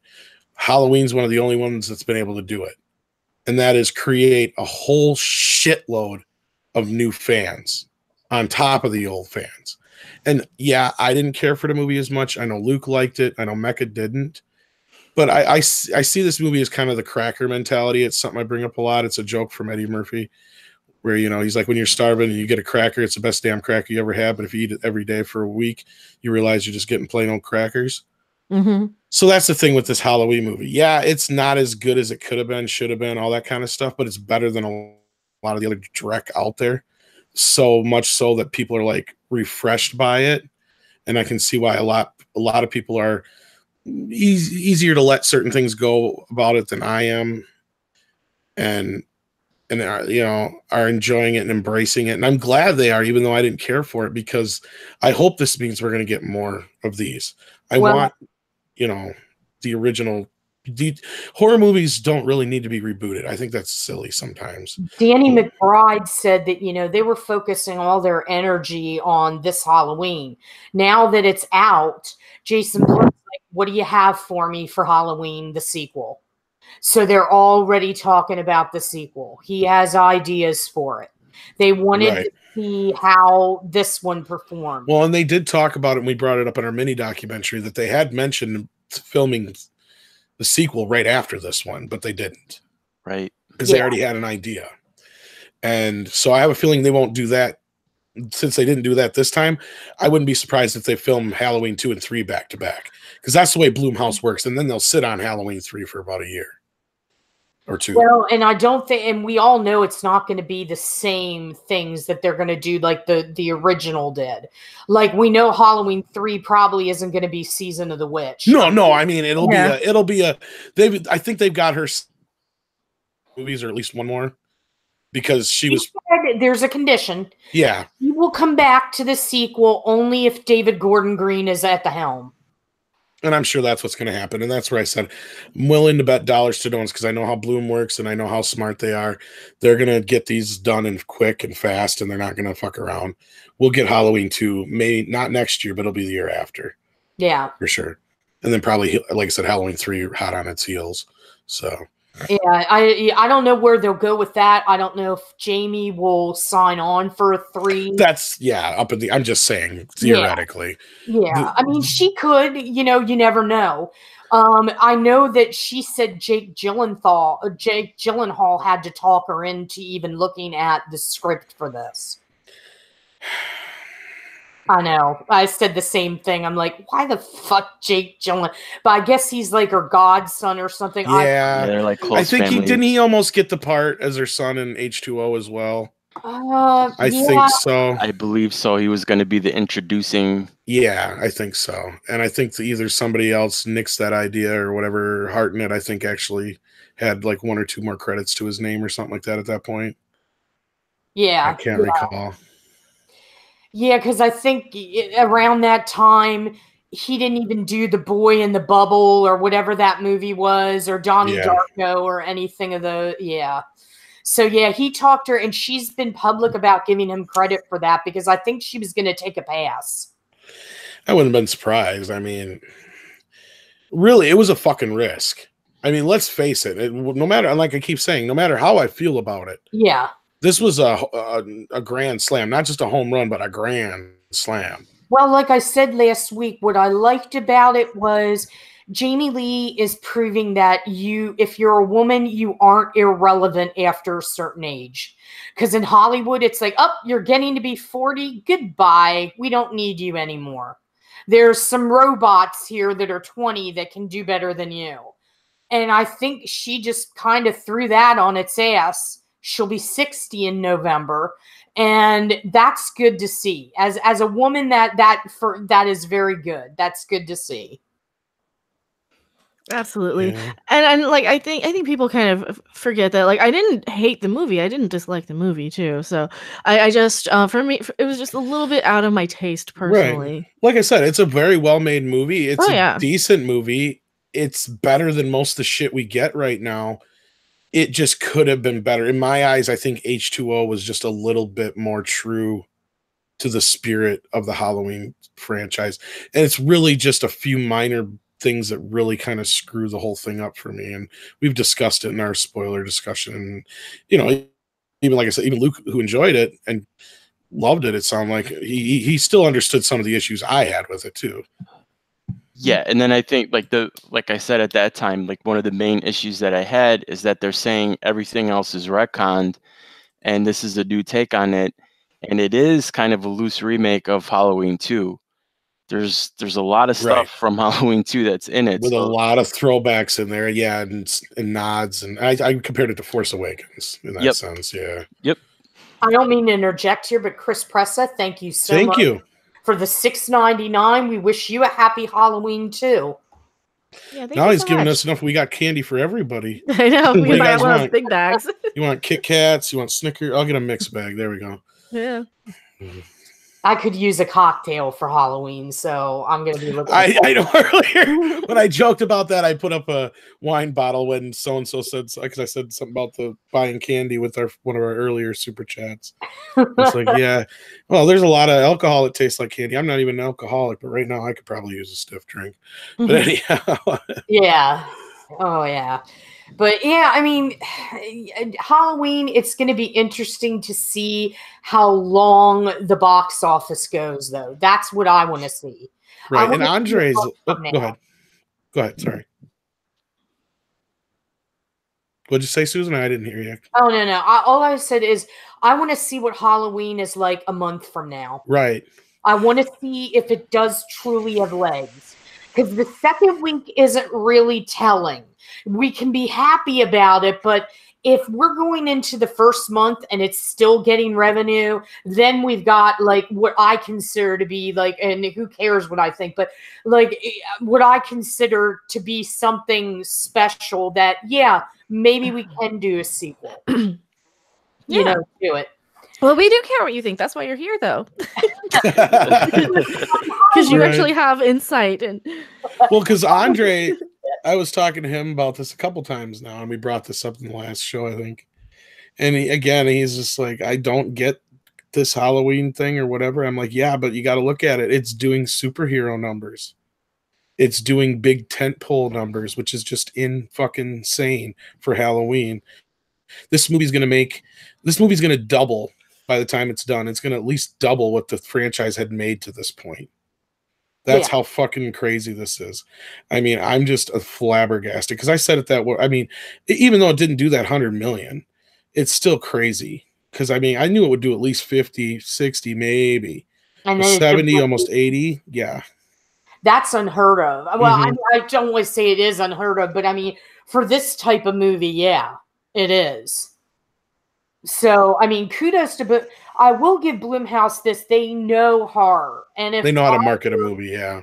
Yeah, they know how to market it. And Jamie Lee, to her credit, she was very influential with the marketing. She went to Europe because she and Jason Blum was concerned about how it would play overseas because people weren't that enthusiastic because they were going to look to us and our box office before going to see it. So Jamie Lee and Jason jumped on a plane and did the circuit over there in strategic countries, which I got to hand it to them. That's marketing. That's what you have to do. And it's, it's a shame that you not only have to be the talent and you have people that you pay to do PR for you, but then you too have to do your own PR on top of the PR. That's when I think it gets a little crazy. Yeah. Well, and we are kind of in the day and age where social media really, really helps. And sometimes a PR person might not get that right too. And sometimes you just want to get out there and tweet about it or go on talk shows and promote it. And you want to get people aware of it too. Yeah. Right. And I mean, you hit the nail on the head because I know for a fact there are PR boutiques out there. And I use boutiques because they're not affiliated with they're not like a Rogers and Cowan or anything like that. But there are certain boutiques that to them, the internet is foreign territory. They don't know that, how to promote on social media. And then there are celebrities that don't have PR reps. Mm-hmm. That's always interesting. Well, and I think it's kind of funny that some of these giant studios, I don't think a lot of them, the really high ups, sometimes even understand how social media works. They don't realize that, yes, because something's trending on Twitter doesn't necessarily mean that's a good thing. Look at something like Star Wars or Ghostbusters or any of that stuff. Yeah, people are slamming the crap out of it. It's trending, but It's all negative. Yeah, that's a good point because I just brought that up in the chat with because Techman Blade said Halloween came out at just the right time. To a point, yes. And I'm going to basically say exactly what I just said in the chat. And is, you can't argue that, but at the same time, it could have been seen as a huge risk because of what Random was just saying, the backlash that's been going on between a lot of franchises.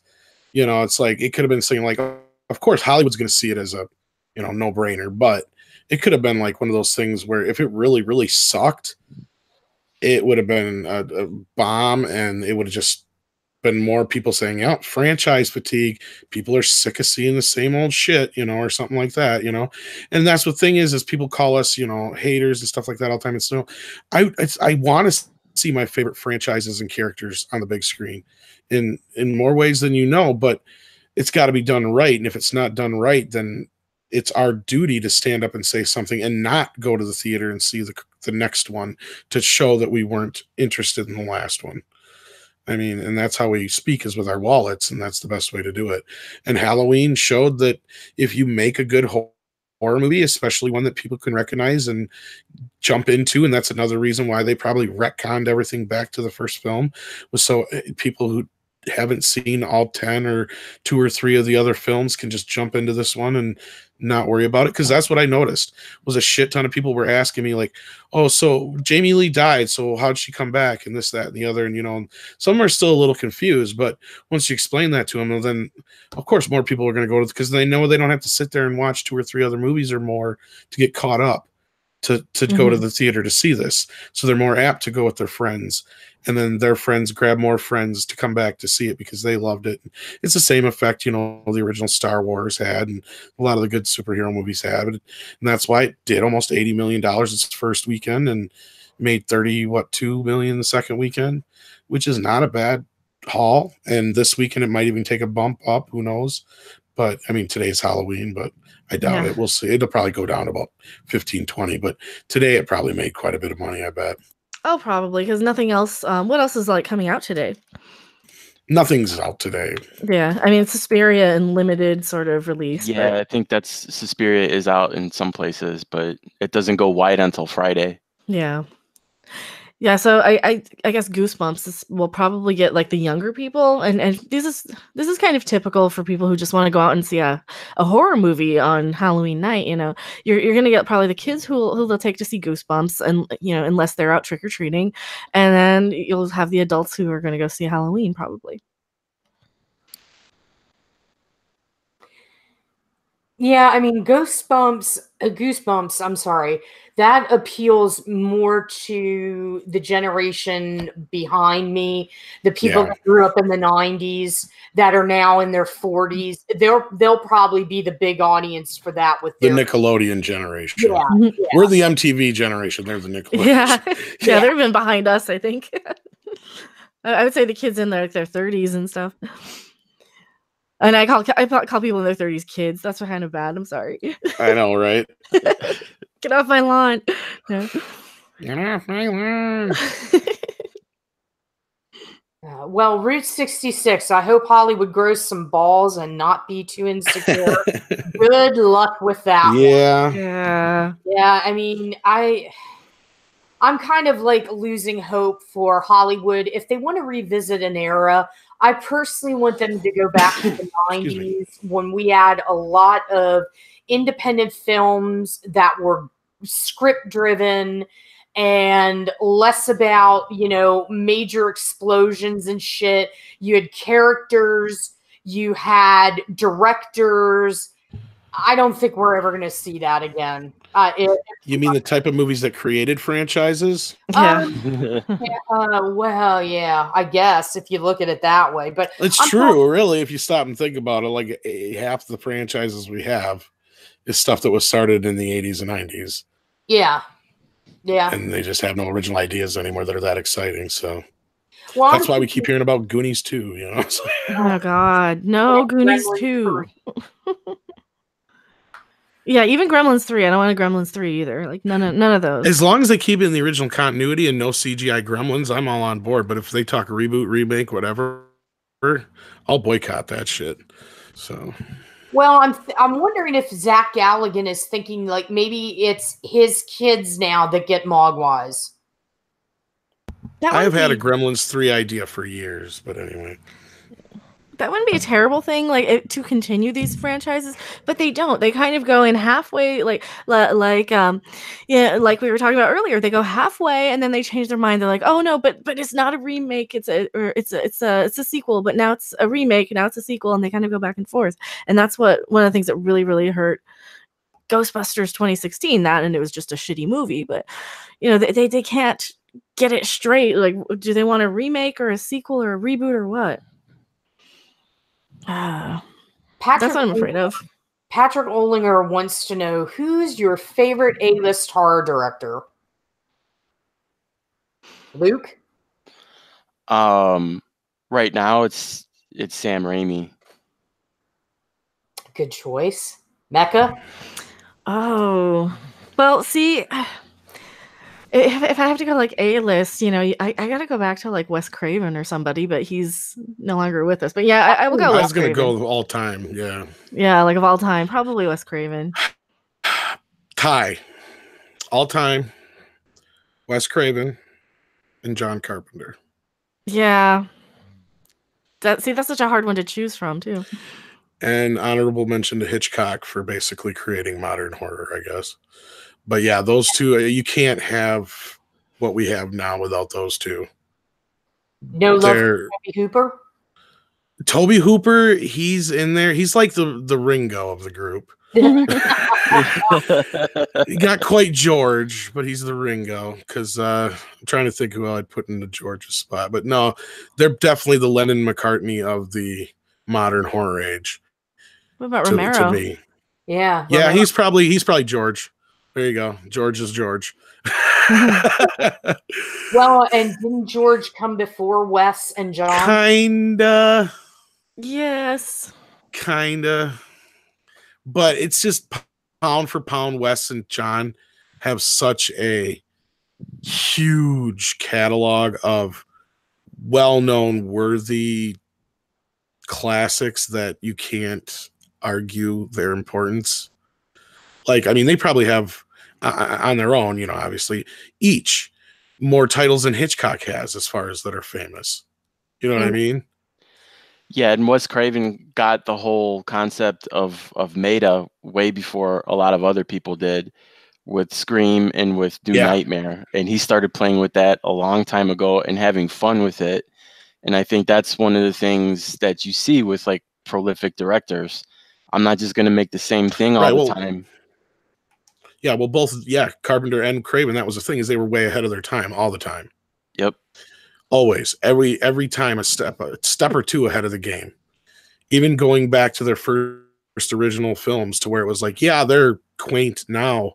But if you see them, you're like, you could see the roots of what was going to happen in Last House on the Left. You can see the roots of what was going to happen in like Halloween, obviously. But even before that with, what was it, Dark Star? That was what it was called, right? Was this movie that John Carpenter did before that? Yeah. Well, so I mean, something. If you look at the way those films are shot, like The Last House on the Left and all those, the Texas Chainsaw Massacre, if we wouldn't have Toby Hooper's, if we wouldn't have those type of movies, we wouldn't have had Blair Witch. We wouldn't have any of the found footage films that we now have. They set the tone. They set the bar. Tim F. Cronenberg. Yeah, I love David Cronenberg. He's a lot of body horror, and he's also a lot of science fiction, too, which is fine because science fiction is like horror's mate. So, yeah. Yeah, he's like, he always rides that fine line of horror and science fiction, like a perfect marriage. Yeah, he knows how to do that. He does a very good job with it. Not everybody can do it. Not everybody can marry the two, but he does a really good job of putting horror and sci-fi together. I mean, The Fly, for me, the remake, I love Vincent Price, and I've seen the original with him and David Hedison. But the remake with Jeff Goldblum, there was something about it because you had the chemistry, the real life chemistry between him and Gina Davis because they became man and wife after that. And it's a dark and twisted love story. And it's sad. It's the monster falls in love with the girl, just like Quasimodo did with Esmeralda. You know, it's that element to it, and it's tragic. It's almost Shakespearean tragic. Well, it's also a great example of, you know, you don't want to go too far away from the mothership if you're obviously updating something or remaking something. But sometimes, just sometimes, you're able to take just the kernel of an idea and go in a completely different direction with it, and it actually pans out. The Fly is one of those times. Yeah. And you're right, it's unique and rare when it happens, when you can look at a remake and go, God, that was better than the original. And The Fly, in my opinion, is that remake or one of them. Yeah, one of the few, yeah. And people bring up The Thing a lot. Oh, I with love John Carpenter. I mean, even Howard Hawks did I mean, it's not like the original was done by just some Joe Blow nobody and was lost in time, you know. Right. So it's like, you know, I mean, that was a risky fucking business at that time, and that's one of the reasons I know why John never says shit about remakes, because he can't. No, John's of the opinion that if you give me the right price, you can do my work, but hell, at least acknowledge the fact that you are, unlike Big Trouble Little China that we talked about. I mean, at least, you know, if they're doing, like, if they do They Live and somebody else does it, at least they'll pay attention to him, like what Halloween did, because Danny McBride and David Gordon Green, they wanted to work with him. They wanted to get his opinion. They wanted to do it. And originally, Carpenter was like, I don't think I want to be involved in this. And Jason Blum had a meeting with him and was like, you know what, John, you do. And you want to show up with me because they're going to go ahead with it, even if you don't sign on. So Jason Blum had to talk some sense into him. As I don't know about, if I had a property out there and somebody's like, I want to remake this. Well, first I'd be like, why? And then, you know, I want to be involved in that process because that's your child. That's your baby. You want to shepherd it. You want to know it's being done properly. And Read by Nature. Prince of Darkness is possibly going to be a TV series at Shudder. Carpenter's talking to them. He won't reveal too many details, but it might be a TV series.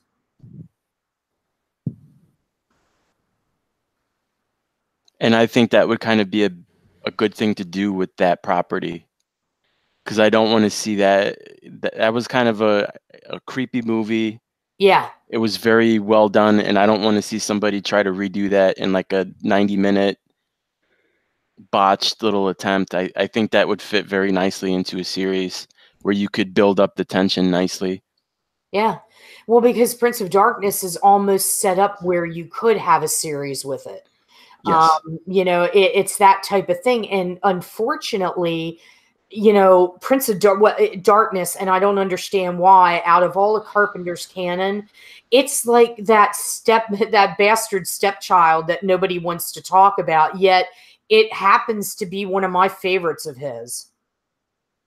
I love that movie. And when it's on, I will stop and watch it.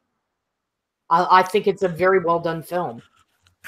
I don't think it's so much that it's a bastard stepchild or anything like that as it is. It's just he's got such a huge catalog of, you know, so many big hitters that, you know, that's a great one too, but, you know, it's the Queen 2. Whatever, you know. Yeah, it's not as great as the other ones, but it's good, you know. I don't know how to put it, you know, to where most people don't think of it right away when they think of him, Yeah. you know. But I don't know anybody who hates it necessarily. I mean, there's like that. Most people forget he made it. That's what I'm thinking, you know, getting to. But yeah. Well, I think they look at it and they're confused by the storyline. They don't get it. And when I watch it, I kind of see John Carpenter's Da Vinci Code every time I watch that movie, because that's kind of the vibe I get off of it.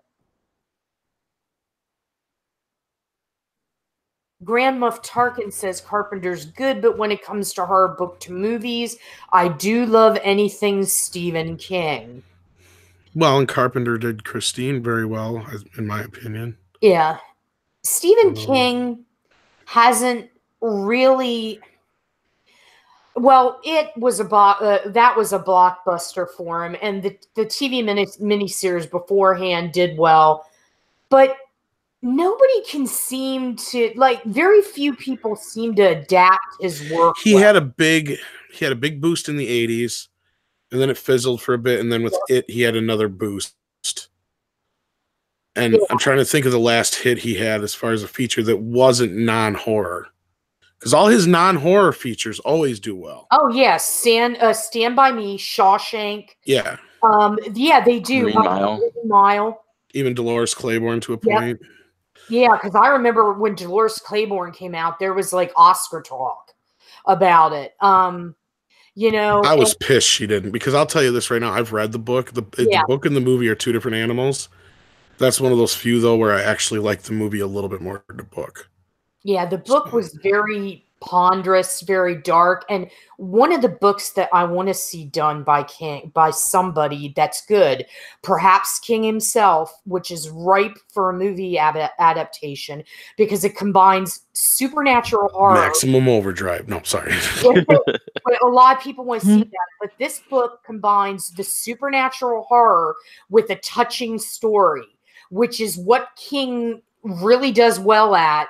When you go look at the box office, like Stand By Me, It with the kids, it's kind of like got that It mix. Is Do McKee. I really want to see Do McKee made as a movie. If anybody's read it, it's a very good ghost story. Oh, I haven't. No. Oh my god. If you get the chance, read it. It's so touching. It's a book that you will actually tear up at the end because you don't expect what happens. And I wish somebody that is a great screenwriter would get a hold of that. Right. And option it. Well, and kind of to finish off the whole King thing, again, I'm sorry I draw a blank at who said this, but somebody said the thing about King is yeah, he's got some great books, but if you put out as many books as he did, you're bound to have some hits. Because if you look at his repertoire, the guy has put out more books than probably any other author in history. Oh, and just now, he turned out one for Freeform. And then, like a couple days before, there was another short book, which I forget, Elevation. He wrote one while we did this show. Yeah, he did. And that was a joke that David Letterman had back in the late night days. When he did the Bookmobile, he had this book that said, "Hey, I'm Stephen King, and I just wrote this on the plane." I forgot all about that. And that was because it's true. I mean, I love how prolific he is, but Tom, you're absolutely right. I wish I remember who said that, but yeah. Odds are, if you're a producer like him, if you produce that much, creative output, maybe 50% of your 3,000 may be mediocre. You're going to get a couple that are really good. It's just the law of averages. Right. Well, and Read by Nature says Coke increases volume, not talent. Fucked up thing is the best stuff he wrote was when he was on Coke. If you want to get to his best stuff is back in the day, other than like Shawshank and stuff like that. I'm sure he was probably then too, but yeah. His most famous novels he was very coked up for. So he probably doesn't even remember writing them. He says he doesn't. He doesn't. Yeah. I don't know if Luke can back me up on that or Mecca, but yeah, he doesn't. Yeah, I believe he put that in like one of his autobiographies, and he's mentioned that before. That's why he had to stop. He was going to lose his family, and he also just didn't. People were asking him about the stuff he wrote, and he didn't know how to answer. He didn't remember writing it. Well, I worked with somebody whose uncle used to go hunting with Stephen King, and his uncle's like, this man is batshit crazy because he's drunk when he's hunting with a firearm. So that was like Stephen King or the other guy? No, Stephen King. This is like back in the day. Like I would be scared to go hunting with him, period, let alone if he's fucked up. Sorry. Well, Patrick Olinger says, what comic book superheroes have horror elements? There's a few. The Crawl, Hellboy, the Priest, I think, or Preacher I'm thinking of. Is that the one I'm thinking? Yeah. There's quite a few. Yeah, there's quite a few. There's a lot of crossover, yeah. Constantine, that's the other one I was trying to think of. Thank you. Dario Villa says, and what do you think of the Spawn. Dark Tower book series? I'm going to say something very unpopular. When the Dark Tower came out, that series way back in the 80s, I got it for a gift because I have a Stephen King collection and I've read everything this man's written. I started to delve into that and I delved right back out because I do not like fantasy. I'm sorry, everybody. I don't get into the blend of fantasy, not witchcraft, but sorcerers and the Middle Earth. Sorry, I'm not into it. Not into hobbitses? No, nope, nope. J.R.R. Tolkien, whenever you have, like, 3 initials for your name, I tune out. Blade was another good one brought up in the chat. Morbius. Yeah, Blade. Definitely. Pretty much anything by McFarlane almost. Because I brought up Spawn in the middle of what you were saying. Yeah, there's tons of them out there. Just depends on what kind of horror. Yeah. More or less. I mean, technically, even Watchmen's kind of a horror story, really. Gollum is crown. Well, Circus. So I must give him a shout out because he's amazing. I mean, there's good acting in those movies. Don't get me wrong, but no. I know. The Stand, yeah, I did like The Stand. Although it was after a point, I'm like, is this book going to end? Were we coked up? Did we figure out an ending to this? I'm good with 500 pages, but I don't think King knew how to end it. Yeah, that was the problem. And I don't think he does much editing, to be honest with you. So, his editor must be drinking a lot because I'm sure that's probably a nightmare. Hey, I have a manuscript for you. Oh, great, Steven. Yeah, it's 5,000 pages. Oh, fuck. Well, that person must have loved the day that spell check came about, because what else are you really going to do in a Stephen King novel unless you can catch some kind of redundancy, which I'm sure some of them have plenty of. Yeah. But you get that sometimes in a novel. It happens. Yeah. I mean, I'm sure by now, his editor probably is on easy street, with what he does, if he even has one. I mean, I think he's just doing electronic releases now. I don't know. He might. I mean, self-publish? And say he probably throws it into Grammarly and spell check and sends it out there if he even does that. I mean, most books aren't even checked anymore. Look at the Twilight series, for fuck's sake. Yeah. I've never read them, but I've heard plenty. Trust me. That they were horrible. The grammatical errors. It's cool if you do something like Cormac McCarthy and you just decide to not do punctuation, but when it just pops up and disappears and you're like, what the hell is happening? Well, I mean, because eventually I want to publish a book eventually. I know this is the hardest route to go for anybody that wants to write a book, but I prefer traditional publishing, because so many people do not proofread before they self-publish, and I've read plenty of those, or they get beta readers that aren't very good. And if you're going to put your name on something, and if you're just doing it because you need to write a book, I guess self-publish it, but it's never going to do anything. If you're serious about it, go the traditional route.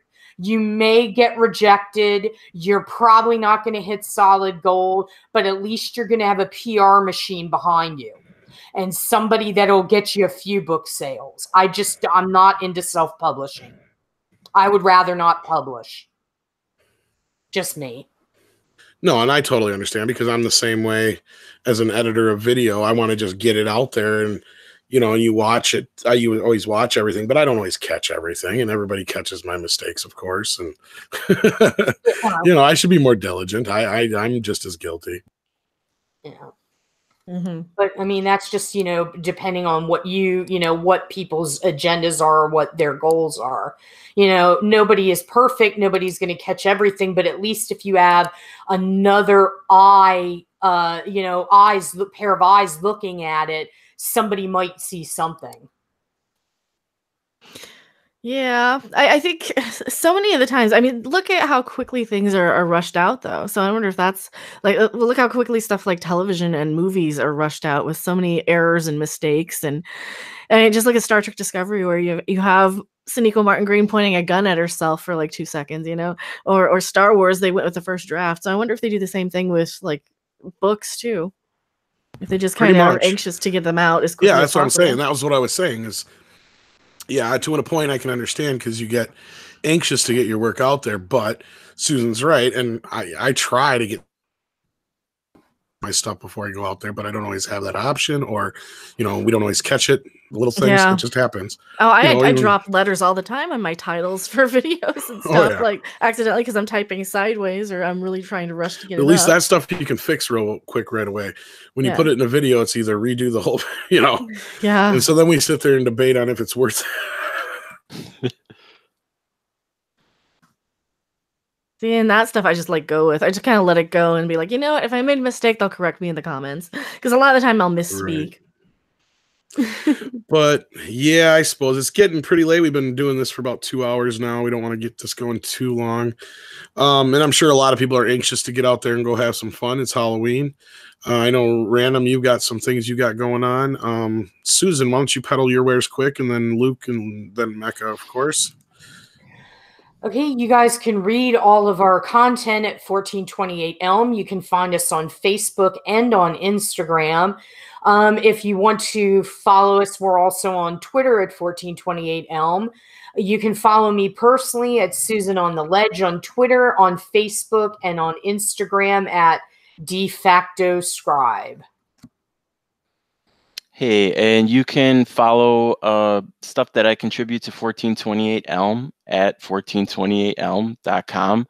I have a review out there right now about the second episode of Hulu's Into the Dark, and it's entitled Flesh and Blood, starring Dermot Mulroney. It's a Thanksgiving-themed horror movie that has a little bit elements of The Shining to it, and you should check that out. And if you want to coming to talk to on Friday. Yeah, and it looks like on Friday in the afternoon, I will be talking with Tembi Locke, who has been in some movies, and she is in Into the Dark. She's in this episode called Flesh and Blood.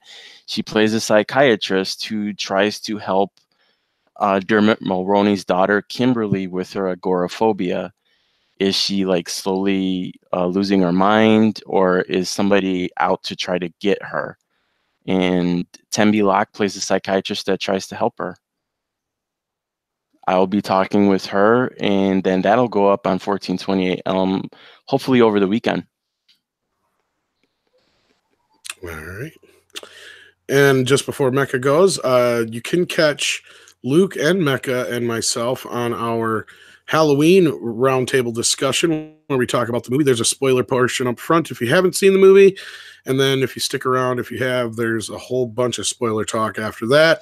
So check that out. I'll try to get the link for that down below so you can see him there as well. So it is great to have you on the show proper here, Luke. It's been a lot of fun as always. And Mecca, where can they find you, of course?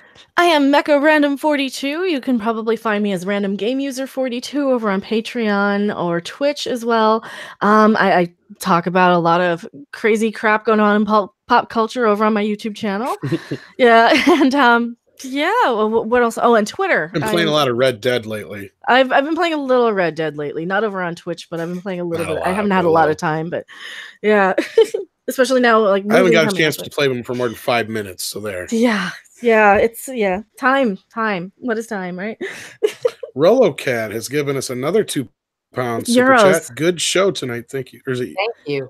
Is it euros? I'm sorry. Those are euros. Yeah, thank you so much, RoloCat. Pounds. Oh yeah, pounds the one with the squid. Yeah, never mind. Pound is the L. Euros, there's kind of like the Yes, I've been awake for over 24 hours. I spent all night and morning editing that interview, which you must check out if you haven't, which I'm sure you haven't had time to yet if you're joining us here now live, but if you're listening after the fact, I just finally got it done. Our Halloween special treat for you over on the main channel is my interview with Tommy Lee Wallace. Go ahead and do check that out. We talk about all kinds of neat stuff. Other than that, it's been a wonderful Halloween here on the Goddesses of Gore. We had a great chat with Harrison Smith up front, and hopefully we hope to have a lot more horror-related people come on the show. We'll work on some things, and we'll even try to open up the chat a little bit more to the director, writers, actor, whoever we bring on. Harrison just was really limited with time, so we wanted to get to you guys a little bit sooner, but we had some great questions we wanted to get to, of course, first. So sorry about that. But anyway, any final words, Susan, before we close this Goddesses of Gore episode, which I think is our 6th episode now? 5th or 6th, something like that. Yeah, I think so. Losing track of them. But if you guys like pop culture, I forgot to mention this. You can also find me Friday nights on Nerd Rock channel at Friday Night Tights. So I'm also there. But yeah, no, nothing going on horror except come back next Wednesday at 6 p.m. Eastern time and come see us. Yes, indeed you do. We want to see you here just like we've got to see you tonight. If you're joining us live or if you're checking us out later, we want to thank you, and always hit that like and check your subscribe and bell icon because YouTube likes to unclick those. So happy Halloween from all of us here at the Goddesses of Gore at Midnight's Edge After Dark. Thanks for joining us. Thanks, guys.